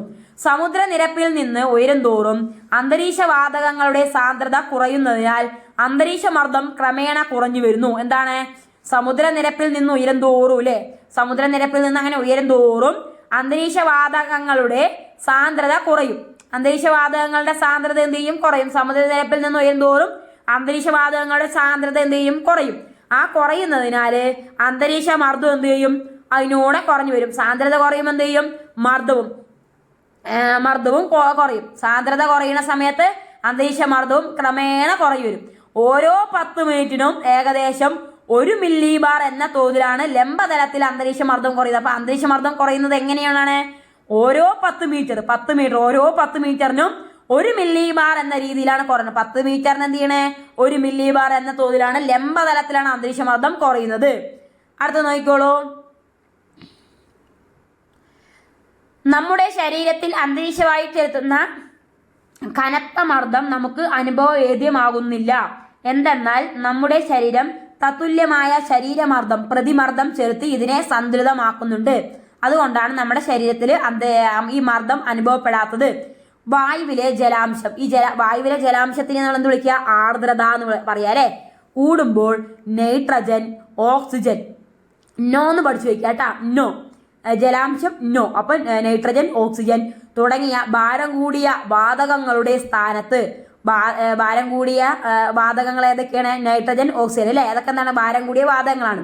അതിന്റെ സ്ഥാനത്ത് ജലതന്മാത്രകൾ ഇടം പിടിക്കുന്നു. അതായത് വായുവിലെ ജലാംശത്തിനെ നമ്മൾ ആർദ്രത എന്ന് പറയാം അല്ലെ? അപ്പൊ വായുവിൽ ജലാംശം കൂടുമ്പോൾ എന്ത് ചെയ്യും? ഈ നൈട്രജൻ, ഓക്സിജൻ തുടങ്ങിയിട്ടുള്ള ഭാരങ്ങൾ കൂടിയിട്ട് അവിടെ എന്ത് ചെയ്യും? ആ കൂടിയ വാതകങ്ങളുടെ സ്ഥാനത്ത് എന്ത് ചെയ്യും? ജലതന്മാത്രകൾ ഇടം പിടിക്കൂലേ? ജലാംശം കൂടുമ്പോൾ ജലതന്മാത്രകളല്ലേ ഇടം പിടിക്കുക? അങ്ങനെയാവണ സമയത്ത് ജലതന്മാത്രകൾക്ക് ഭാരം കുറവായതിനാൽ ജലതന്മാത്രകൾക്ക് എന്താണ്? ഭാരം കുറവാണ്. ഭാരം കുറവായതിനാല് വരണ്ട വായുവിനെ അപേക്ഷിച്ച് ആർദ്രവായുവിൽ അന്തരീക്ഷമർദ്ദം കുറവായിരിക്കും. വരണ്ട വായുവിൽ എന്താണ്? അന്തരീക്ഷമർദ്ദം കൂടുതലും. അതേപോലെ തന്നെ ആർദ്രവായുവിൽ, അതായത് ജലാംശമുള്ള വായുവിൽ എന്തായിരിക്കും? അന്തരീക്ഷമർദ്ദം കുറവായിരിക്കും കേട്ടാ. അപ്പൊ നിങ്ങൾ മനസ്സിലാക്കി വെച്ചോളൂ. ജലാംശമുള്ള വായുവിൽ എന്തായിരിക്കും? അന്തരീക്ഷമർദ്ദം കുറവായിരിക്കും. ജലാംശം ആർദ്രത ആർദ്രതയുള്ളവിടെ എന്തായിരിക്കും? അന്തരീക്ഷമർദ്ദം കുറവായിരിക്കും. ആർദ്രതയുള്ളവിടെ എന്തായിരിക്കും? അതായത് ജലാംശം കൂടുമ്പോൾ അവിടെ മർദ്ദം കുറവായിരിക്കും. പഠിച്ചു വെച്ചോളൂ. ഇളം കാറ്റുകൾ മുതൽ വിനാശകാരികളായ കൊടും കാറ്റുകൾക്ക് വരെ കാരണമാകുന്നത് അന്തരീക്ഷ മർദ്ദത്തിലെ ഏറ്റക്കുറച്ചിലുകളാണെന്നതിനാൽ സ്ഥാനീയ മർദ്ദ വിതരണം സംബന്ധിച്ച് വിശകലനങ്ങൾ അത്യന്താപേക്ഷിതമാണ്. ഓരോ പ്രദേശത്തും രേഖപ്പെടുത്തുന്ന അന്തരീക്ഷ മർദ്ദത്തെ ഭൂപടങ്ങളിൽ രേഖപ്പെടുത്തി ഒരേ മർദ്ദമുള്ള പ്രദേശങ്ങളെ തമ്മിൽ യോജിപ്പിച്ചുകൊണ്ട് സാങ്കല്പിക രേഖകൾ വരയ്ക്കുന്നു. ഈ സാങ്കല്പിക രേഖകളെ സമമർദ്ദ രേഖകൾ, നമ്മൾ ഒരേ താപനിലയുള്ള പ്രദേശങ്ങളെ വരയ്ക്കുന്ന സാങ്കല്പിക രേഖകൾക്ക് സമതാപ രേഖകൾ എന്ന് പറഞ്ഞില്ലേ? അപ്പോൾ ഒരേ മർദ്ദം വരുന്ന പ്രദേശങ്ങൾക്ക് വരയ്ക്കുമ്പോൾ എന്ത് പറയാം? സമമർദ്ദ രേഖകൾ അല്ലെങ്കിൽ ഐസോബാർ സമമർദ്ദ രേഖകൾ. അടുത്തത് ആഗോള മർദ്ദ വിതരണം കാണിക്കുന്ന സമമർദ്ദ രേഖ ഭൂപടമാണ് ചുവടെ കൊടുത്തിരിക്കുന്നത്. ഇതിൽ H എന്നത് രേഖപ്പെടുത്തിയിരിക്കുന്നത് ഉച്ചമർദ്ദ മേഖലകളും L എന്ന് പറയുന്നത് ന്യൂനമർദ്ദ കേന്ദ്രങ്ങളുമാണ് കേട്ടാ. അപ്പൊ H ഉച്ചമർദ്ദവും ഹൈ, അതായത് മർദ്ദം കൂടുതൽ. L എന്ന് പറയുമ്പോൾ ലോ ആണ്, ന്യൂനമർദ്ദമാണ്. അപ്പൊ നമുക്ക് ആഗോള മർദ്ദ വിതരണം മില്ലിബാർ. ഇത് ജനുവരിയിലെ കണക്കാണ് ഇവിടെ കൊടുത്തിരിക്കുന്നത്. അപ്പൊ കാണുന്നില്ലേ എവിടെയൊക്കെയാണ് ഹൈ എന്ന് പറയുന്നത്? നോക്ക്, നിങ്ങൾ ശ്രദ്ധിച്ചു നോക്ക്. സമുദ്രങ്ങളുടെ അവിടെയൊക്കെ എന്തായിരിക്കും? ഹൈ ഉണ്ട്. ചില ഭാഗത്ത് കരയോട് ചേർന്നിട്ടുള്ള ഭാഗങ്ങളിലൊക്കെ എന്താണ്? ലോ കാണിക്കുന്നുണ്ട്. പിന്നെ വൻകരകളുടെയൊക്കെ എന്താണ്? ഏറ്റവും സെൻട്രലായിട്ട് ഹൈ കാണിക്കുന്നുണ്ട് അല്ലെ? അപ്പൊ അതൊക്കെ നമ്മൾ ശ്രദ്ധിക്കണം. താപം മർദ്ദത്തിന് വിപരീത അനുപാതത്തിലാണെന്ന് നമുക്ക് മനസ്സിലായില്ലേ? അതായത് താപം കൂടുന്നതിനനുസരിച്ച് എന്ത് ചെയ്യും? മർദ്ദം കുറയും. അല്ലെങ്കിൽ മർദ്ദം കൂടുന്നതിനനുസരിച്ച് എന്ത് ചെയ്യും? താപം കുറയും. മർദ്ദം കൂടുമ്പോൾ അവിടെ എന്താ സംഭവിക്കണത്? താപം കുറയണേ. മർദ്ദം അപ്പൊ അതുകൊണ്ടല്ലേ നമ്മൾ എന്ത് പറയണത്? ഈ ജലാംശം വരുന്ന സമയത്ത് അവിടെ എന്തായിരിക്കും? അന്തരീക്ഷ മർദ്ദം കുറവായിരിക്കും അല്ലെ? അപ്പൊ അന്തരീക്ഷ മർദ്ദം കുറവാണ്. ജലാംശം ആർദ്രത വരുമ്പോൾ അന്തരീക്ഷ മർദ്ദം കുറവാണ്. അപ്പൊ എന്താണ്? മർദ്ദം കൂടുന്നതിനനുസരിച്ച് താപം കുറയും. മർദ്ദം കൂടുമ്പോൾ താപം കുറയും. അപ്പോൾ ഏറ്റവും ഉയർന്ന പ്രദേശങ്ങളില് മർദ്ദം കൂടുതലാണ് അല്ലെ? മർദ്ദം കൂടുതലാണ്. അവിടെ എന്താണ്? താപം എന്തായിരിക്കും? കുറവായിരിക്കും. ഉയർന്ന പ്രദേശങ്ങളിൽ താപം കുറവായിരിക്കും. അതാണ് ഉയരം തോറും താപനില കുറഞ്ഞു വരുന്നു എന്ന് പറഞ്ഞില്ലേ? ഏറ്റവും താപനില കൂടുതൽ എവിടെയാണ്? സമുദ്രത്തിന്റെ ആ ഭാഗത്താണ്. താഴ്ന്ന പ്രദേശങ്ങളിലായിരിക്കും എന്ത്? നമ്മുടെ താപനില കൂടുതൽ. മർദ്ദം എന്തായിരിക്കും? കുറവായിരിക്കും. ഉയർന്ന പ്രദേശങ്ങളിൽ എന്താണ്? മർദ്ദം കൂടുതലായിരിക്കും അല്ലെ? അതാണ് നമുക്ക് ഉയർന്ന പ്രദേശങ്ങളിൽ പോകുമ്പോൾ തലവേദനയൊക്കെ അനുഭവപ്പെടുന്നത്. അതുകൊണ്ട് തന്നെ ഭൗമോപരിതലത്തിൽ ഏറ്റവും കുറഞ്ഞ അന്തരീക്ഷ മർദ്ദം ഭൂമധ്യരേഖാ പ്രദേശങ്ങളിലും ഏറ്റവും കൂടുതൽ ധ്രുവപ്രദേശങ്ങളിലുമായിരിക്കുമല്ലോ. കാരണം ഏറ്റവും കുറഞ്ഞ അന്തരീക്ഷ മർദ്ദം എവിടെയാണ്? ഭൂമധ്യരേഖാ പ്രദേശം. കാരണം അവിടെ എന്തായിരിക്കും? താപനില കൂടുതലാണല്ലേ? നമ്മൾ പറഞ്ഞല്ലോ ലംബമായിട്ട് സൂര്യൻ പതിക്കും. അപ്പോൾ അവിടെ ചൂട് കൂടുതലാണല്ലോ. അപ്പൊ അവിടെ എന്തായിരിക്കും? കുറഞ്ഞ അന്തരീക്ഷ മർദ്ദമാണ്. അപ്പൊ കുറഞ്ഞ അന്തരീക്ഷ മർദ്ദം എവിടെയാണ്? ഭൂമധ്യരേഖാ പ്രദേശങ്ങളിലും. കൂടുതൽ അന്തരീക്ഷ മർദ്ദം എവിടെയാണ്? കൂടുതൽ അന്തരീക്ഷ മർദ്ദം പറഞ്ഞു കഴിഞ്ഞാൽ കൂടുതൽ അന്തരീക്ഷ മർദ്ദം പറഞ്ഞാൽ അവിടെ തണുപ്പുണ്ടാവും, ആർദ്രത അല്ലേ? കൂടുതൽ അന്തരീക്ഷ മർദ്ദം എന്ന് പറഞ്ഞാൽ അവിടെ തണുപ്പ് കൂടുതലായിരിക്കും. തണുപ്പ് കൂടുതൽ എന്ന് പറയുമ്പോൾ എന്താണ്? നമ്മുടെ ധ്രുവപ്രദേശങ്ങളാണ്. ആലോചിച്ചോളൂ. എന്നാൽ അതല്ല സ്ഥിതി. ചിലയിടങ്ങളിൽ ഭൂഭ്രമണത്തിൻ്റെതായ സ്വാധീനത്താൽ മർദ്ദ സാഹചര്യങ്ങൾ വ്യത്യാസപ്പെടുന്നു. ചില പ്രത്യേക അക്ഷാംശ മേഖലകൾ കേന്ദ്രീകരിച്ച് പ്രത്യേക മർദ്ദ മേഖലകൾ രൂപപ്പെടുന്നു. ഇവയെ ആഗോള മർദ്ദ മേഖലകൾ എന്ന് വിളിക്കുന്നു. അതായത് ചില പ്രദേശങ്ങളിൽ എന്താണ്? മർദ്ദത്തിന് വ്യത്യാസമുണ്ട്. അതിനെന്താ വിളിക്കുന്നത്? അത് അക്ഷാംശ മേഖലകൾ കേന്ദ്രീകരിച്ചിട്ടുള്ള മർദ്ദ മേഖലകൾ രൂപപ്പെടുന്നതിനെ ആഗോള മർദ്ദ മേഖലകൾ, ഗ്ലോബൽ പ്രഷർ ബെൽറ്റ്സ്, ആഗോള മർദ്ദ മേഖലകൾ എന്നാണ് വിളിക്കുന്നത്. നമുക്ക് ആഗോള മർദ്ദ മേഖലകൾ ഉള്ള ക്ലാസ് എന്ന് പറയുന്നത് അടുത്തൊരു വീഡിയോ ആയിട്ട് ചെയ്യാം. അപ്പോൾ ഇത്ര നേരം ക്ലാസ് കണ്ടുകൊണ്ടിരുന്ന എല്ലാവർക്കും താങ്ക് യു സോ മച്ച്.